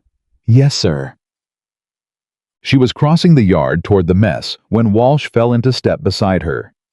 She registered him a half-second before he spoke, peripheral awareness automatic, never fully off. He was not hostile. He was something else. She let him walk beside her without comment. "I didn't know everything," he said after a moment. "I want you to know that." She kept walking. "I know. Cole told me the access review was routine. The formations, He stopped. "I didn't ask enough questions." She looked at him briefly. He was in his mid-30s, with the face of someone who is currently doing the arithmetic on his own choices and finding the sum uncomfortable. "No," she said. "You didn't. That's going to cost me." "Probably," she said. "What you do next will matter." He was quiet for several steps. "What does that mean?" "It means the review board is going to look at your case individually. It means what they find about your specific actions is going to depend on what the record shows and what you choose to put in front of them." She stopped walking and turned to face him. "And it means that if there are soldiers whose situations you know about that aren't yet in the documentation, putting that information in front of the right people now, while it's still your choice to do so, rather than a response to discovery, is a different thing than letting the board find it." Walsh looked at her for a long moment. He had the expression of someone who is discovering slowly, and not comfortably, that the correct course of action is also the difficult one. "You're giving me advice," he said, like he wasn't sure what to do with that. "I'm telling you what's true," she said. "What you do with it is your business." She walked away. She found the chair still standing in the center of the empty yard 20 minutes later when she crossed back through after breakfast. The formation had dispersed. The base had gone back to its operational rhythm drills, resuming training rotations, beginning the machinery of a facility, continuing to function because the machinery didn't stop for individual events, however significant. She stood next to the chair for a moment. Hair was still on the ground. The wind hadn't reached it yet. She looked at it with the uncomplicated steadiness of someone who is looking at something that happened to them and has already decided what it means, and the decision is complete, and there is nothing left to resolve. What Cole had taken was not what he thought he'd taken. He had believed in the way that people who use power to diminish others always believe that the diminishment does something permanent, that once a person has been reduced in front of witnesses, the reduction stays because the witnesses carry it, and their memory of it follows you into every room you enter afterward. He had spent 11 years testing that belief and finding it confirmed because the people he had reduced had not had the tools to counter it. They had carried it exactly the way he'd intended. What he hadn't understood about Sarah, what he couldn't have known, and what no amount of research into her empty file would have revealed, was that she had been reduced before. In ways that made this morning's chair look like a reasonable Tuesday. She had been in positions where everything visible about her was stripped away, where she operated without rank markers, or cover identity, or any of the external infrastructure that tells the world who you are. And she had learned in those positions the thing that nobody could take from a person who had truly learned it. The surface was not the substance. What you looked like to the people watching was not what you were. What happened to your body was not what happened to you. She had learned that lesson in classified locations that didn't appear on any map on missions, that didn't appear in any record over 14 years of work that had made her exceptional and invisible at the same time. Cole had tried to use her invisibility against her. He had succeeded only in providing the final piece of evidence in a case that was now, as of 0740 on a Friday morning, formally and irreversibly complete. She looked at the chair one more time. Then she walked past it and kept going. Behind her, Somewhere in the distance, she heard Parker's voice, steady now, clear, carrying the particular confidence of a person who has found their way back to their own instincts after a long and unnecessary absence, directing a group of first years through a navigation drill. The right read. First time. No second guessing. Sarah didn't stop walking, but she heard it. And it was the closest thing to the answer she had needed to know. This was all worth it. The review board convened on a Monday, not at Fort Blackridge, at the Regional Oversight Facility 40 miles north in a building that had no name on its exterior signage, and processed more institutional damage in a single fiscal year than most facilities acknowledged existed. Carter had arranged it within 48 hours of the Friday formation, which was itself a signal, not just to Cole and Ferris and the others, but to every officer in the oversight chain who had seen the formation recording and understood that the speed of the response was a message about how seriously the command intended to treat what had happened. Sarah was not on the review board. She had submitted her documentation given her formal testimony in a recorded session on Saturday morning and stepped back. That was the design. The investigation she had run was complete. What happened next was institutional. The slow, necessary, unglamorous work of a system correcting itself, which was less dramatic than the events that made correction necessary, and more important than almost anything else. She stayed at Blackridge through the weekend because Carter asked her to, and because there were soldiers who needed to see her still present. That mattered. The psychology of aftermath was something she understood well when a structure collapses. The people who had been living inside it need to see what remains standing. If she had disappeared the morning after the formation, it would have confirmed for some of them the thing they had been trained by 11 years of Cole's operation to believe, that people who challenged the system departed and the system continued, and what you were left with was still the system. She stayed visible. She ate in the common mess. She walked the corridors at regular hours. She was not performing reassurance. She simply understood that presence in certain moments was its own form of communication. Parker found her Saturday evening in the secondary briefing room. She came in without knocking, which was itself a small thing that meant a large thing. Parker, who had spent 8 months calculating the risk of every visible action, simply opened a door and walked through it. She sat down across from Sarah and put her hands flat on the table and said, "Walsh went to the board this morning, voluntarily. He brought a list." Sarah looked at her. "How many names?" 11. 2 of them I didn't know about." Parker paused. "One of them is a soldier who left the service 8 months ago. Filed a separation request the week after Cole altered his evaluation." She pressed her lips together. "He said he left because he believed the record was accurate, that he genuinely wasn't good enough." The weight of that sat between them for a moment. "Is the board going to contact him?" Sarah asked. "Carter's team is handling outreach. They're going through every separation from the last 5 years that shows a similar pattern." Parker paused again. "There are 14. 14 soldiers who had left the military believing they had failed when the failure had been manufactured. 14 people who had rebuilt their lives around a story about themselves that wasn't true." Sarah held that number for a moment without speaking, because some numbers deserve the space of silence before you move past them. "Good," she said finally. "That they're being contacted. Is it fixable?" Parker asked. "For them. The record, She stopped, trying to find the right shape for the question. "Can you restore what they lost?" Sarah thought about it honestly. "The record, yes. A formal reversal of the evaluation findings, a notation of the circumstances letters that clarify what the actual assessment would have been. That's procedural." She paused.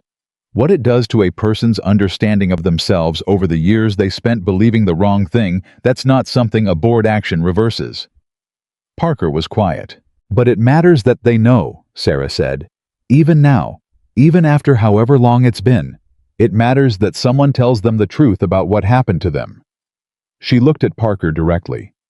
"You know that. You've been carrying 8 months of the wrong story about yourself. You know what it feels like when someone tells you the true version." Parker held her gaze. "Like something coming loose that you didn't know was attached." "Yes," Sarah said. "Exactly like that." They sat with that for a moment, The specific quiet of two people who have been through something together and are now in the strange, unhurried time on the other side of it, where nothing is urgent anymore, and there's space to feel what the urgency was covering. "What happens to you now?" Parker asked. Sarah considered the question. "I go home," she said. "To my daughter. That was always the plan. The assignment ends when the case is complete." Parker's face did something brief and complicated. "The base is going to be different without you." "The base is going to be different," Sarah said. "With or without me. That's what the work was for." Parker nodded slowly. She was working through something. Sarah could see it, the internal processing that Parker did with her face almost still, and her eyes slightly unfocused, the computational quality of a person who thinks thoroughly before they speak. "I've been offered the assistant instructor position," she said finally. "Carter's team flagged it, said my record supports the promotion pending board approval." Sarah felt something settle in her chest. Quiet. Complete. "Does it feel right?" she asked. "It feels terrifying," Parker said, "which is different from wrong." "Yes," Sarah said. "It is." Parker almost smiled. "I think I'm going to take it." "I think you should." Parker looked at her for a long moment. The look had a quality to it that was searching for something, not information exactly, but something more like verification. The way you look at someone when you want to confirm that what you think you understood is actually what they meant. "You knew," Parker said, "from the beginning. When you came to me in the corridor, you already knew what you were doing and why. And you still—" She paused. "You took the time. For the navigation drills, for the conversations, for the—" She stopped again. "You didn't have to do any of that." Sarah thought about how to answer that honestly, without making it into something larger than it was. "The case required documenting the impact on individual soldiers," she said. "You were the clearest case of impact. So yes, working with you was operationally relevant." "That's not all it was." Sarah held Parker's gaze. "No," she said. "It's not." Parker nodded. She seemed to decide that was enough, that she didn't need the rest of it elaborated, that she could hold the truth of it without requiring it to be fully spoken. That was, Sarah thought, a quality of mature intelligence, knowing when the outline is sufficient and the detail would only diminish it. "Thank you," Parker said. "Just that. Clean, direct, without qualification." Sarah nodded once. "Do good work," she said. "That's all." She called Carter on Sunday morning, not to report that was done. She called because she had a question that wasn't in any of the official documentation and that she had been carrying since Friday, and Carter was the person who could answer it. "Ferris," she said when he picked up. A brief pause. "What about him?" "He cooperated. Once the board contacted him, he cooperated fully. He gave them everything, the full timeline, the specific alteration requests, how many times he'd done it, which files he could still locate." She paused. "He also asked through his legal representative whether there was any mechanism for him to make direct contact with the soldiers affected. Not to explain himself, just to acknowledge it." Carter was quiet on the line for a moment. "That's a significant step for him," he said carefully. "Yes," she said. "I know what it means procedurally. I'm asking what you think it means about him." Another pause. Carter understood the distinction, the difference between the administrative assessment and the human one.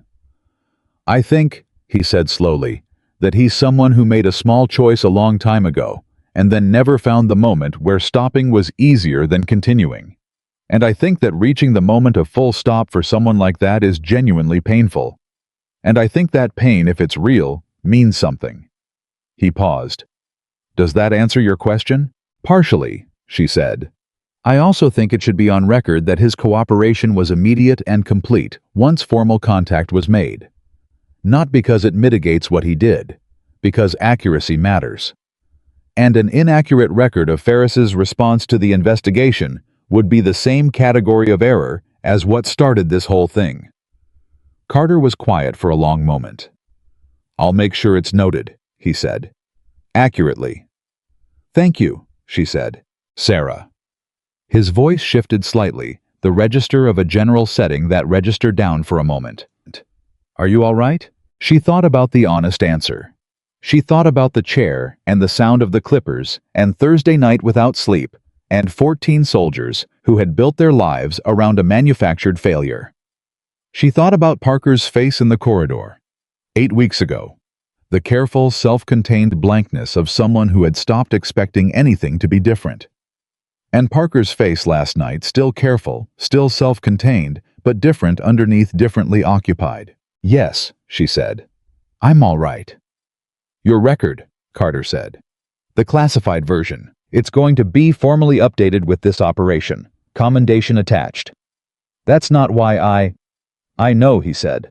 "That's why it's being attached." She didn't argue with that. "When do I need to report for debriefing?" "Wednesday, the usual location." A pause. "After that, you're on leave. Extended. I don't want to see you in an operational context for at least 3 weeks. 2, she said. 3, he said. "That's not a negotiation, Commander. Go home. See your daughter. Let her see you." A brief pause. "That's also an order." She almost smiled. "Yes, sir," she said. She hung up and sat for a moment in the quiet of the secondary briefing room, which had become over the past 8 weeks the closest thing to a home base she'd had on this assignment. She looked at the table where she had sat across from Parker and Whitfield and the corporal, whose name she'd learned in the second week and already knew she wouldn't forget. She looked at the legal pad with the compressed script long since secured and submitted. She looked at the empty chair across from her and thought about all the different people who had sat in it, arriving with something they'd been carrying alone and leaving with the particular weight shift of having put it down in a place where it would be handled correctly. She thought, this is the work. Not the missions, not the classified records, not the commendations. This. The chair across the table, and the person sitting in it, and the careful patient business of making sure the truth of what happened to them ended up in a place where it couldn't be buried again. She picked up her bag. She turned the light off. She walked out of the room. Monday morning she was in the yard at 05:30. Not because she had to be. Not for any operational reason. She was there because it was where she had been every morning for 8 weeks, and the body knows its routines, even when the routines are no longer required. Parker was there too. She was running a solo navigation drill, the 3-scenario sequence they had developed together in the first weeks. The one that Parker had originally worked through with the hesitation and the second guessing, and the voice that didn't belong to her, getting in the way of her own instincts. She was working it clean now. Fast, confident first read to final decision, with no gap in between, no space for the borrowed doubt to insert itself.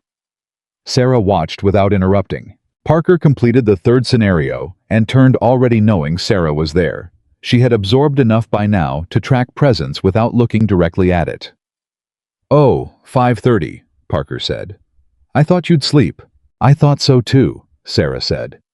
She looked at Parker's pack, the navigation materials organized the way Sarah had organized them, and then the way Parker had reorganized them, improving on Sarah's system in 2 specific ways that Sarah had quietly noted and been satisfied by. You changed the order of the bearing references. The original order front-loads the terrain analysis before the approach vector. Reversing it shaves about 40 seconds.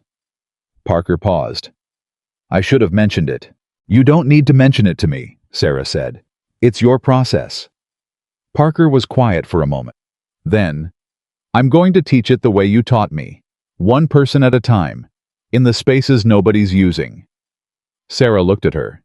"You already have someone in mind. 3 someones. 2 first years and a transfer who came in last week. She has good instincts, and she second-guesses everything." Parker's expression had the quality of recognition, seeing yourself in something without sentimentality. "I know what that looks like from the outside now." "Good," Sarah said. "Use that." Parker nodded. She adjusted the strap of her navigation pack. She looked at Sarah with the look that had a question in it without forming the question. "Say it," Sarah said. "How do you do it?" Parker asked. "The part where you leave, every time. You build something and then you walk away and someone else is inside it and you're..." She paused. "You're gone. You go somewhere else and you start over. How do you..." She stopped again, looking for the right end to the question. Sarah thought about it. She thought about the 14 years and the missions and the covers and the empty files. She thought about the specific discipline of investing fully in something temporary, and then releasing it without diminishment, not releasing it because it didn't matter, but releasing it because mattering and staying were not the same thing, and she had learned slowly and through specific cost how to hold both those truths at once. You leave it in good hands, she said, and you trust the hands. Parker looked at her. And if the hands make mistakes? They will, Sarah said. And they'll correct them, because they'll know how, because you taught them. Parker absorbed that.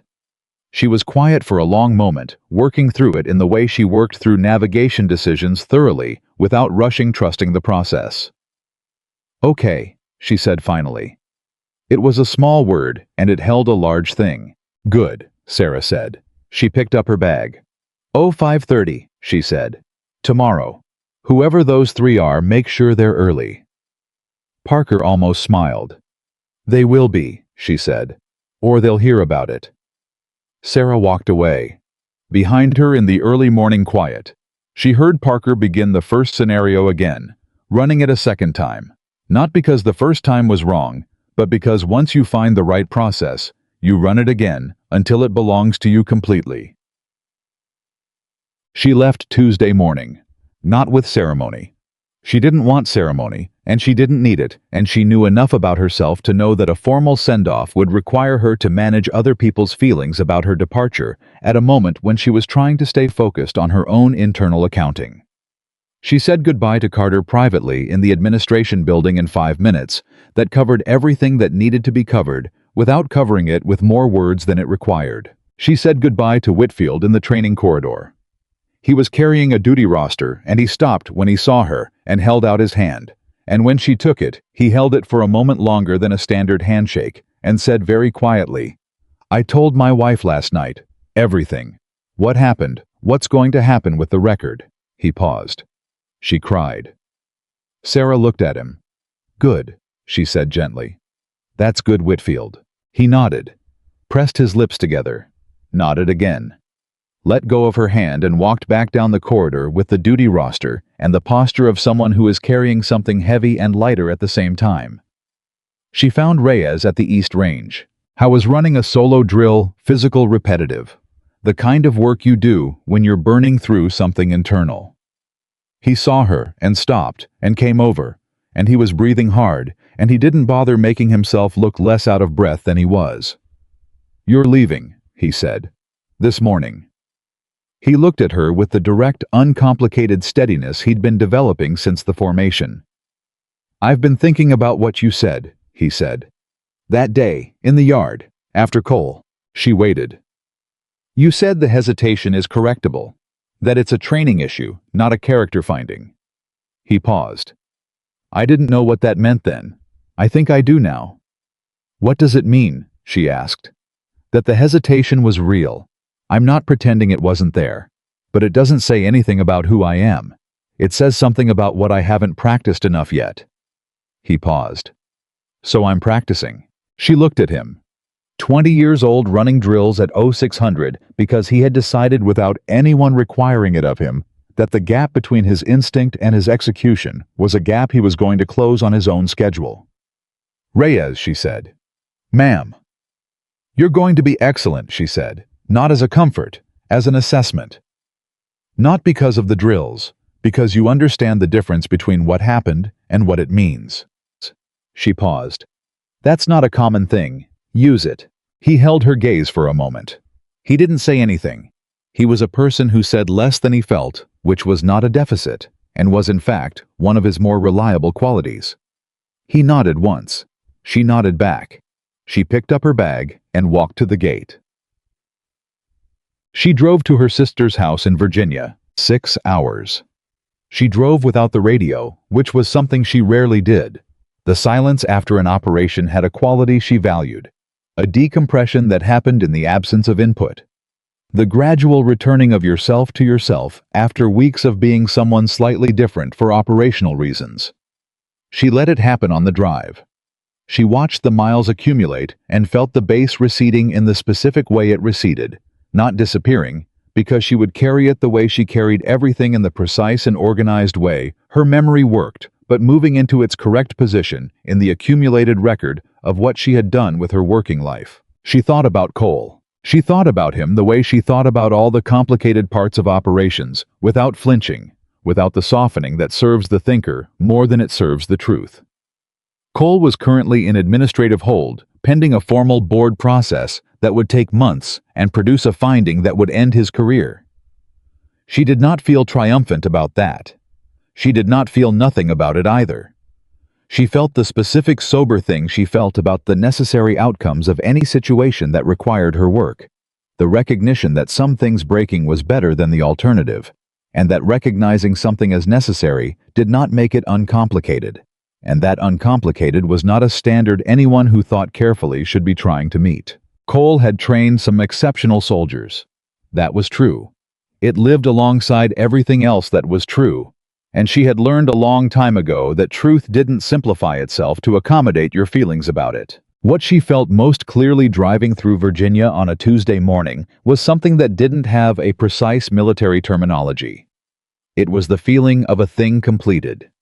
Not finished in the sense of being over. The effects would continue for years in the soldiers who stayed, and the ones who were found, and the institution that was now slowly and imperfectly adjusting itself. But the specific shape of the work she had been tasked with was complete. It had been done correctly. The evidence was in the right place. The right hands were on it. She had done what she came to do. That was enough. It had always been enough. The thing that sustained her across 14 years of work, that nobody would know about in places that didn't appear on maps, was not the commendations or the classified record or the formal acknowledgement of what she had accomplished. It was this specific and private and completely sufficient feeling: I came to do something. I did it. It was real. Everything else was secondary. Her sister's house appeared at the end of a road lined with old trees. She pulled into the driveway and turned the engine off and sat for a moment. The front door opened before she had gotten out of the car. Lily came out at the particular velocity of an 8-year-old who has been told someone is coming home and has been monitoring the driveway for the past hour with the strategic patience of a child who has learned to manage expectation and the absolutely zero strategic patience of a child who sees the actual car. She covered the distance between the front door and the passenger side of the car in approximately 4 seconds and had both arms around Sarah's neck before Sarah had fully straightened from getting out. Sarah held her. She held her daughter the way you hold something you have been keeping yourself from thinking about too directly for 8 weeks, because thinking about it directly would have been an operational liability, and so you set it aside and trust yourself to come back to it. And the coming back is this, the specific irreducible weight of a person who is yours, whose head fits under your chin at exactly the right height, who smells like grass, and the particular shampoo her sister kept in the guest bathroom. "You're home," Lily said into her shoulder. Not a question. A statement of fact delivered with the intensity of something that has been pending for a long time. "I'm home," Sarah confirmed. Lily pulled back enough to look at her. At her face, and then at her hair, the shorter hair the evidence of Friday morning. Her expression went through a quick, serious assessment, the way children's expressions do when they're processing something they weren't prepared for, but are determined to handle correctly.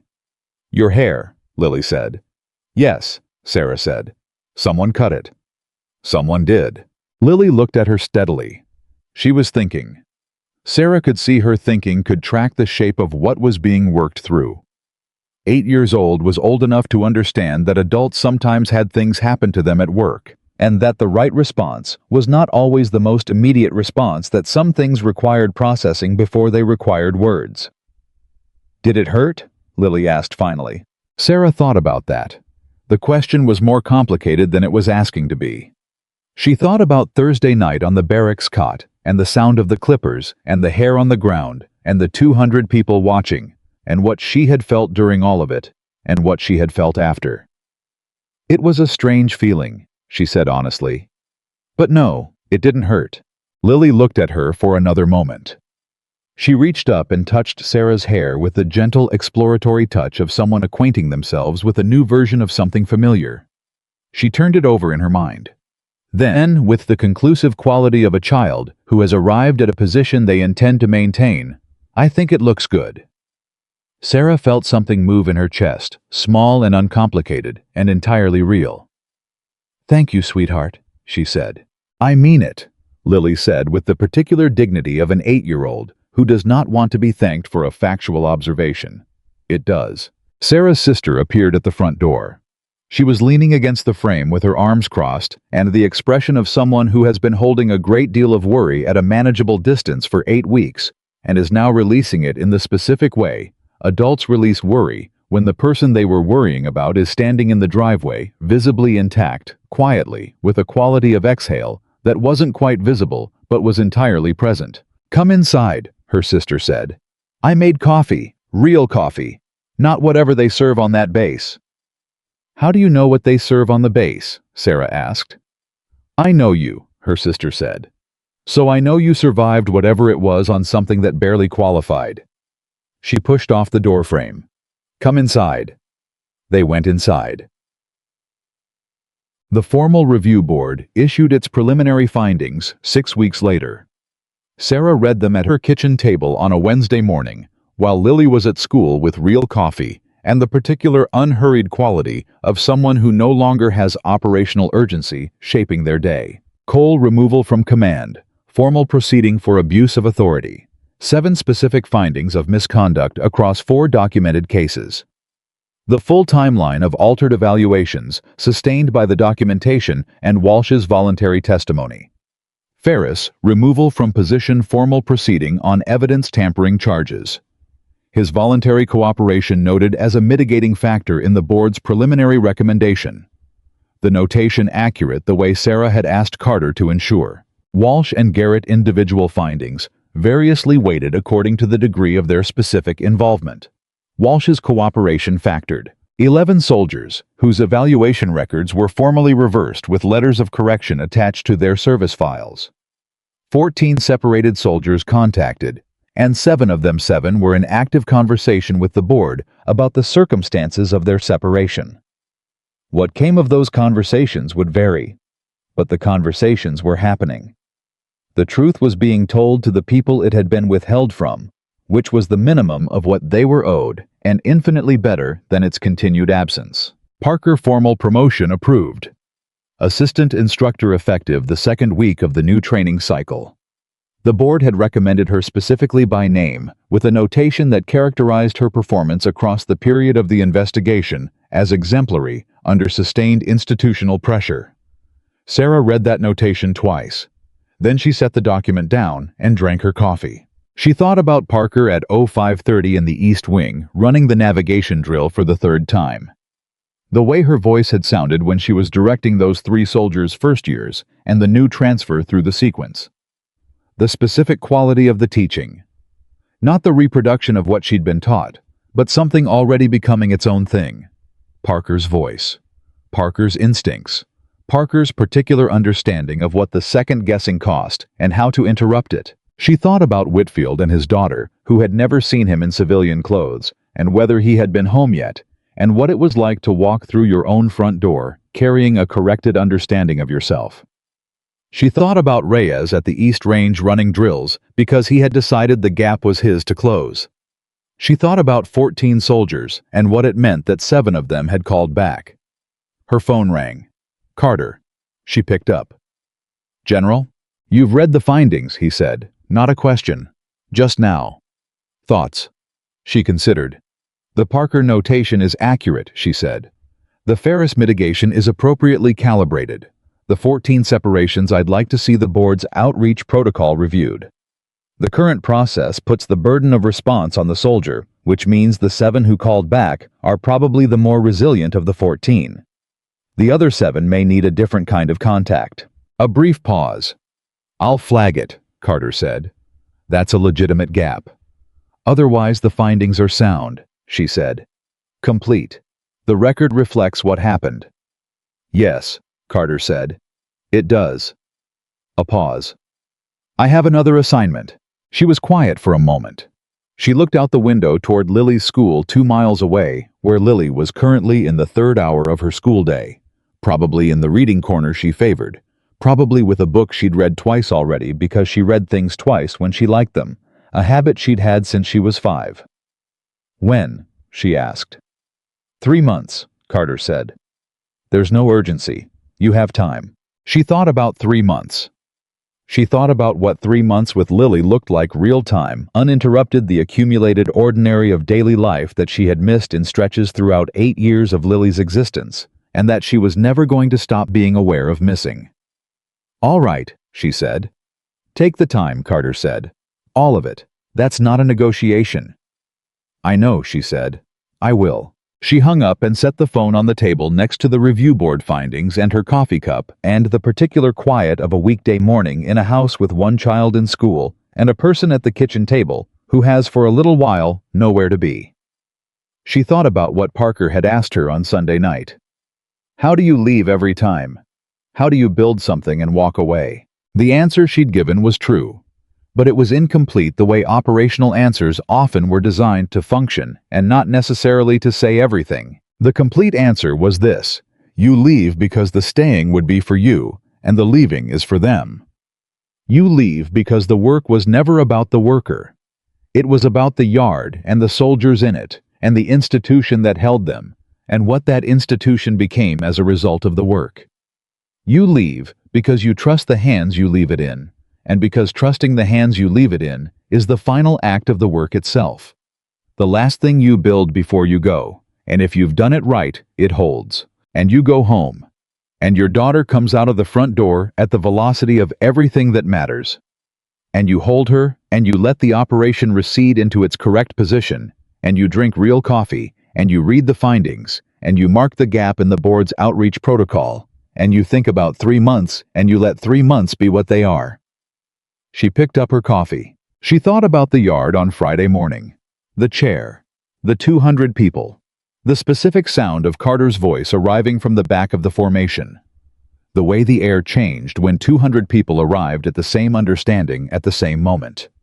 She thought about Cole's face when he finally understood what the 8 weeks had actually been. She thought about Parker's voice at 05:30, steady and clear, directing a first year through a navigation sequence, with the particular authority of someone who has found their way back to their own instincts and intends to stay there. She thought about what would happen at Fort Blackridge.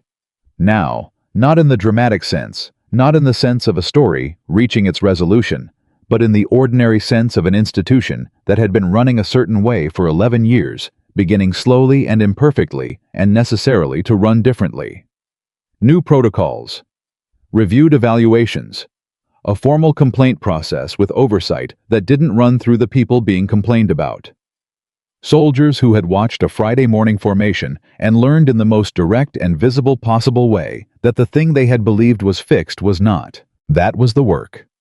Not the exposed general, or the removed master sergeant, or the classified commendation that would appear in a file nobody would read for years. The work was the institution and what the institution did with the people inside it, and whether what it did with them helped them or diminished them. She had walked into Fort Blackridge with an old backpack and a personnel file that said almost nothing. She walked out of it with the knowledge that what happened there would be different, not perfectly different, not immediately different, but differently enough and permanently enough that the soldiers who came after would inherit a place that had been changed by what she and Parker and Whitfield and Reyes and the training corporal from Georgia and the 7 soldiers who called back had been willing to do with what it cost them. That was the standard she had held herself to for 14 years. It was the only standard she had ever needed. The woman they put in the chair was a Navy SEAL commander with 14 years of classified operations and a personnel file that said almost nothing. She let them put her in the chair because she understood exactly what the chair was for. And when she stood up from it, nothing about her had changed at all, because everything she was had always been somewhere the Clippers couldn't reach. That was the truth. Fort Blackridge learned on a Friday morning, and it was the truth that stayed after she left, carried in the bearing of every soldier who had been in that yard, passed forward into every training cycle that came after, built into the institution. The way real change always gets built, not from the top down, not by mandate or memo, but person by person, yard by yard. One corrected story at a time. She went home. She stayed home for 3 months. And when she left again, she left knowing that what she had built at Fort Blackridge was already standing without her. It was always supposed to be.